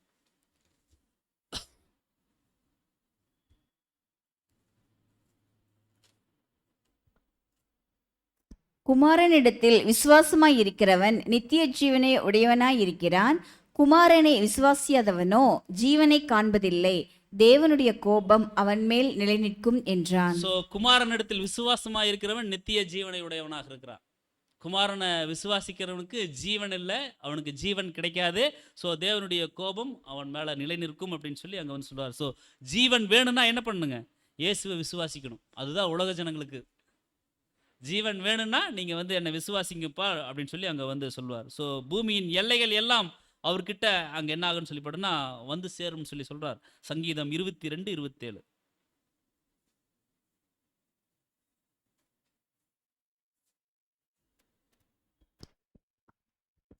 பூமியின் எல்லைகளெல்லாம் நினைவு கூர்ந்து கர்த்தரிடத்தில் திரும்பும், ஜாதிகளுடைய சந்ததிகள் எல்லாம் உமது சமூகத்தில் தொழுது கொள்ளும். பாருங்க கடைசியில் எப்படி இருக்கும் இந்த 22ஆம் சங்கீதம். முதல் 18 வசனம் நம்மளுக்கு தெரியும் கர்த்தருடைய பாடுகள். முதல் 18 வசனம் 17 வரைக்கும் வரும், கர்த்தருடைய பாடுகள் வரும். அதுக்கப்புறம் வந்து பார்த்தோம்னா அந்த ஏங்கிளே மாறிடும். அவரை அடித்தாங்க, காயப்படுத்தினாங்க, எலும்புகள் எல்லாமே தொங்குச்சு, எல்லாமே அங்கே வந்து குறிப்பிடப்பட்டிருக்கும். ஆனால் 18லேருந்து வந்து பார்த்தீங்கன்னா அது வந்து அந்த அந்த கோணமே மாறிடும். அது ராஜ்யத்தில் நடக்கக்கூடிய விஷயங்களை அது வந்து அது மையப்படுத்தி அங்கே வந்து பேசக்கூடியதாக இருக்குது. பூமியின் எல்லைகள் எல்லாம் நினைவு கூர்ந்து கர்த்தரிடத்தில் திரும்புமா. ஸோ கர்த்தரிடத்தில் திரும்பும், ஜாதிகளுடைய சந்ததிகள் எல்லாம் உமது சமூகத்தில் வந்து அது தொழுது கொள்ளும் அப்படின்னு சொல்லி அங்கே வந்து சொல்கிறார். ஸோ இயேசு கிறிஸ்து வந்து அவர் வந்து 1874 வந்து அவர் வந்து ராஜ்யபாரம் பண்ணிட்டு இருக்கிறான்னு சொல்லி நம்ம வந்து அங்கே பார்த்தோம். அதே மாதிரி எல்லா ஜனங்களும் என்ன பண்ணுவாங்கன்னா, உலக ஜனங்களும் அதை வந்து பிலீவ் பண்ண ஆரம்பிச்சிருவாங்கன்னு சொல்லி நம்ம வந்து பார்க்குறோம். ஸோ பூமிகள் எல்லைகள் எல்லாம் அவர்கிட்ட வந்து சேர்ந்துடும். உலக ஜனங்கள் வந்து எவிடன்ஸ் இருந்தால் தான் நம்பக்கூடிய ஒரு சூழ்நிலைக்குள்ள அவங்க வந்து போவாங்க. அதனால தான் அங்கே வந்து ஃபஸ்ட் எடுத்த உடனே இயேசு கிறிஸ்து மரித்த உடனே என்ன பண்ணிட்டாங்க, விழாவில் குத்திட்டாங்க. குத்துன உடனே ஃபஸ்ட் என்ன வந்துச்சுங்க, ரத்தமும் தண்ணீரும் வந்துச்சுன்னு சொல்லி நம்ம வந்து பார்க்குறோம். ரத்தம் எதை குறிக்குதுங்க, கர்த்தருடைய ஈடுபலி, அவருடைய தியாகம், அவருடைய பலி. அதுக்கப்புறம் என்ன வந்துச்சு, தண்ணீர் வந்துச்சு. தண்ணீர் எதை குறிக்குது, சத்தியத்தை குறிக்குது. ஸோ அந்த எவிடன்ஸ் இதெல்லாமே அங்கே தேவன் என்ன பண்ணிட்டார், முன்பே அங்கே நடத்தி காண்பிச்சிட்டார். அங்கே குத்துன உடனே என்ன பண்ணாங்க, அந்த ஒரு ரத்தம் வந்துச்சு, அந்த ஒரு தண்ணீர் வந்துச்சு. அதே மாதிரி தான் அன்புக்குரிய சகோதர சொல்ல அங்கே நாளைக்கு உலக ஜனங்களுக்கு அது ஒரு எவிடன்ஸாக இருக்குது. ஸோ இவர் குத்தனங்காட்டி தான் என்ன வந்திருக்கு, ஒரு மீட்கும் பொருள் கிடச்சிருக்குது ஒட்டுமொத்த உலகத்துக்கும். இவரை குத்தனங்காட்டி தான் சத்தியம் இன்னும் என்ன ஆகுதுங்க, அது ஈடுபலியின் சத்தியம் புண்ணியம் வெளிவர ஆரம்பிச்சிருக்குது அப்படின்னு சொல்லி எல்லா ஜனங்களும் என்ன பண்ணுவாங்கன்னா உணர்ந்து கொள்ளுவாங்கன்னு சொல்லி நம்ம வந்து பார்க்குறோம். ஸோ இதை புரிந்து கொள்வதற்கு அவங்க பரிசுத்தாவியை அவங்க என்ன பண்ணுவாங்கன்னா பெற்றுக்கொள்வாங்கன்னு சொல்லி நம்ம வந்து பார்க்குறோம். ஸோ இந்த 4 சம்பவத்தின் மூலம் நமக்கு ஒரு இப்படி ஒரு பாடம், ஒரு எச்சரிப்பு அங்கே வந்து தேவன் வந்து சொல்கிறார். மீண்டும் என்ன சொல்லிட்டாருன்னு சொல்லி பார்த்தோன்னா, அங்கே தேவன் வந்து இன்னும் எவ்வளோ நாட்கள் செல்லும் கேட்குறார். காவல்காரனை பார்த்து இன்னும் எவ்வளோ நாட்கள் செல்லும் அப்படின்னு சொல்லி, எவ்வளோ போயிடுச்சு அப்படின்னு சொல்லி, எவ்வளோ நேரம் எவ்வளவு சென்றுச்சு, இரவு எவ்வளவு சென்றுச்சுன்னு சொல்லி கேட்குறார். ஸோ அதுக்கு பதில் நம்ம வந்து பார்க்குற அன்புக்குரிய சகோதரர் சொல்ல, சூரியன் வந்து பொதுவாக வெளியே வர டைம் வந்து நம்மளுக்கு எந்த டைமுக்கு வெளியே வருங்க? 5:30லேருந்து ஒரு 6 மணி, 5லேருந்து ஒரு 6 மணி, ஒரு 6:30 வரைக்குமே வச்சுக்கலாம். ஸோ இப்போ நம்ம இருக்கிறது அந்த ஒரு மகா உபத்திரவ காலத்தில் தான் நம்ம வந்து இருக்கிறோம். ஏன்னா இப்போ இருக்கக்கூடியது லைட், அதாவது ஒரு குறைந்தபட்ச ஒரு மகா உபத்திரவ காலம், ரொம்ப ஹையஸ்ட்டாக இங்கே நடக்கிற மாதிரி இல்லை. ஆனால் இதுவே நம்மளால் என்ன பண்ண முடியலைங்க, இதுவே நம்மளால் ஜீர்ணிக்க முடியல, நம்மளால் தாங்கிக் கொள்ள முடியல. ஆனால் சுழல் காற்று சுற்றி அடிச்சு அப்படி இருக்கும், அது 4 திசையிலேருந்து அடிச்சு அப்படி இருக்குங்க. இதே நம்மளால் தாங்க முடியல. அதனால தான் தேவன் வந்து இப்போ சொல்கிறாரு, இது வந்து ஒரு சாம்பிள் மகா உபத்திரவ காலம்பா, இதுலையே நீ உன்னால் தாங்க முடியல, நாளைக்கு பெரிய மகா உபத்திரவ காலம் வரும்போது உன்னால் எப்படி தாங்க முடியும்? ஸோ இப்போ நீ உணர்வடைஞ்சு நீ காத்துக்கொள். அதனால நீ என்ன பண்ண, என்னுடைய வார்த்தைகளை உள்ளபடி கேட்டு நீ என் கூட வந்துரு. நீ இங்கே இருக்க வேண்டிய ஆளே இல்லை, நீ இங்கே இருக்க வேண்டாம், நீ என் கூட வந்துரு. அப்படி வந்துட்ட அப்படின்னா உனக்கு என்ன ஆகுன்னா, ஒரு நித்திய காலத்துக்கும் ஒரு சமாதானமான சூழ்நிலை நான் வச்சிருக்கிறேன், நீ வந்துரு அப்படின்னு சொல்லி சொல்கிறார். ஸோ நாம் காலத்தை அறிந்தவர்களாக இருக்கணும். இப்போ இருக்கிறதே நம்மளுக்கு ரொம்ப ஒரு மோசமான ஒரு காலப்பகுதியில் தான் நாம் இருக்கிறோம். ஸோ இன்னும் ரொம்ப நாட்கள் இந்த உலகம் வந்து என்ன ஆகாதுன்னா செல்லாத அன்புக்குரிய சகோதர சோரில். ஸோ இரவு எவ்வளவு சென்று போயிற்று, பகல் வந்தாச்சு. ஸோ இதுக்கு ஒரு உச்சகட்டம் அன்புக்குரிய சகோதர சோரில் வரப்போகுது. இரவு சென்று போயிடுச்சு, பகல் வந்துருச்சு. இப்போது அப்படியே சூரியன் என்ன ஆயிடுச்சுங்க, அது வந்து நீதியின் சூரியன் வந்து வெளிச்சம் வந்துட்டே இருக்குது. அந்த நீதியின் சூரியனின் செட்டைகளின் கீழே தான் வெளிச்சம் இருக்கும், ஆரோக்கியம் இருக்கும் அப்படின்னு சொல்லி நம்ம வந்து வாசிக்கிறோம். ஸோ பகல் வந்தாச்சு, இதுக்கு ஒரு உச்சகட்டம், இந்த ஒரு உலகத்திற்கு ஒரு உச்சகட்டமான ஒரு சூழ்நிலை வரப்போகுது.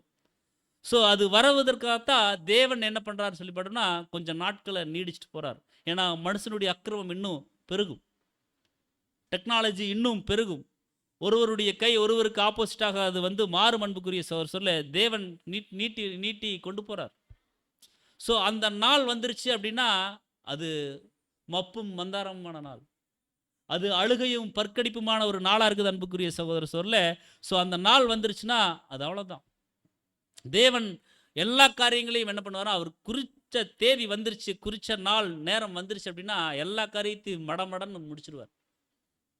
ரொம்ப நாள் போகாத அன்புக்குரிய சகோதரர் சொல்ல. இப்போ கொரோனா வந்துச்சு, எவ்வளோ பேர் வந்து எல்லா நாடுகளையும் வந்துருச்சு, எல்லா நாடுகளையும் வந்து ஒரு தீமை வந்துருச்சு. ஸோ அவர் நினச்சா அது டக்குன்னு முடிச்சிடலாம், ஆனால் கொஞ்சம் நீட்டிக்கிறார். அப்படின்னா நம்மேல் கிருபை வச்சிருக்கிறார்.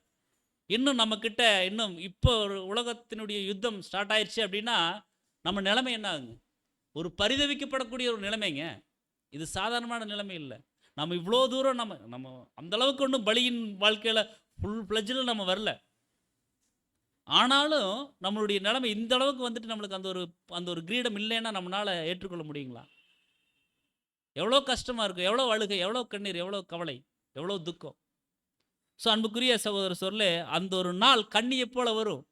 நாம் பரிசுத்தாவியை தேவன்கிட்ட இருந்து பெற்றுக்கிறோன்னா உணர்வடையக்கூடியவர்களாக நாம் இருக்கணும். ஸோ நம்முடைய மீட்பு மிக சமீபமாக இருக்குது.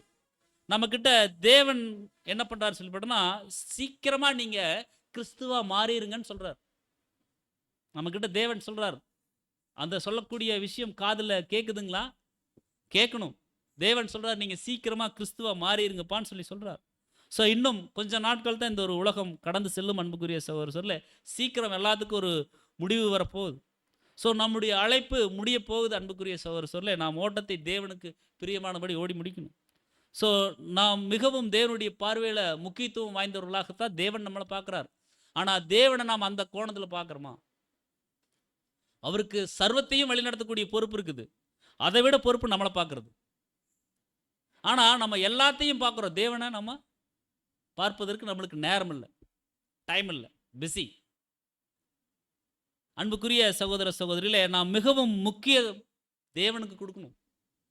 ஏன்னா தேவனுக்கு பயப்படுதல் தான், தேவனுடைய வழிகளில் நடப்பது தான் நம்மளுக்கு மிகுந்த ஆசீர்வாதம். அவருடைய வழிகளை நாம் கண்டடைஞ்சு அந்த வழியில் தொடர்ந்து நாம் போகணும், அதுதான் நம்மளுக்கு ஆசீர்வாதம். ஸோ தேவனுடைய ஆசீர்வாதத்தை நாம் முற்றிலும் பெற்றுக்கொள்ளணுமா? ஸோ தேவனுடைய வழி நடத்துதலில் நம்ம வந்து கடந்து செல்லக்கூடியவர்களாக இருக்கணும் அப்படிங்கிற ஒரு விஷயத்தை நம்ம வந்து கற்றுக்கொள்கிறோம். ஸோ இன்றைய தினத்தில் ராஜ்யத்தின் 3 பிள்ளைகள் நாம் வந்து பார்த்தோம். இதில் எந்த பிள்ளைகளாக நம்ம போக போகிறோம்? கேள்வி இது, பதில், முடிவு நம் கையில். ஸோ நாம் தேவனுடைய பிள்ளைகளாக மாறுவதற்காகத்தான் வந்திருக்கிறோம். இதுதான் நம்முடைய பதிலாக இருக்கணும், இதுதான் நம்முடைய முடிவாக இருக்கணும், இதுதான் நம்முடைய வாழ்வின் இறுதியாக இருக்கணும். ஸோ அதே சிந்தையோடு இருந்து தேவனுடைய சமூகம் சென்று சேர தேவன் தாமே இந்த வார்த்தைகளை நமக்கு ஆசீர்வாதமாக்கி தருவாராக. பொறுமையோடு கேட்ட நம் அனைவரையும் தேவன் வழிநடத்துவாராக. ஆமென்.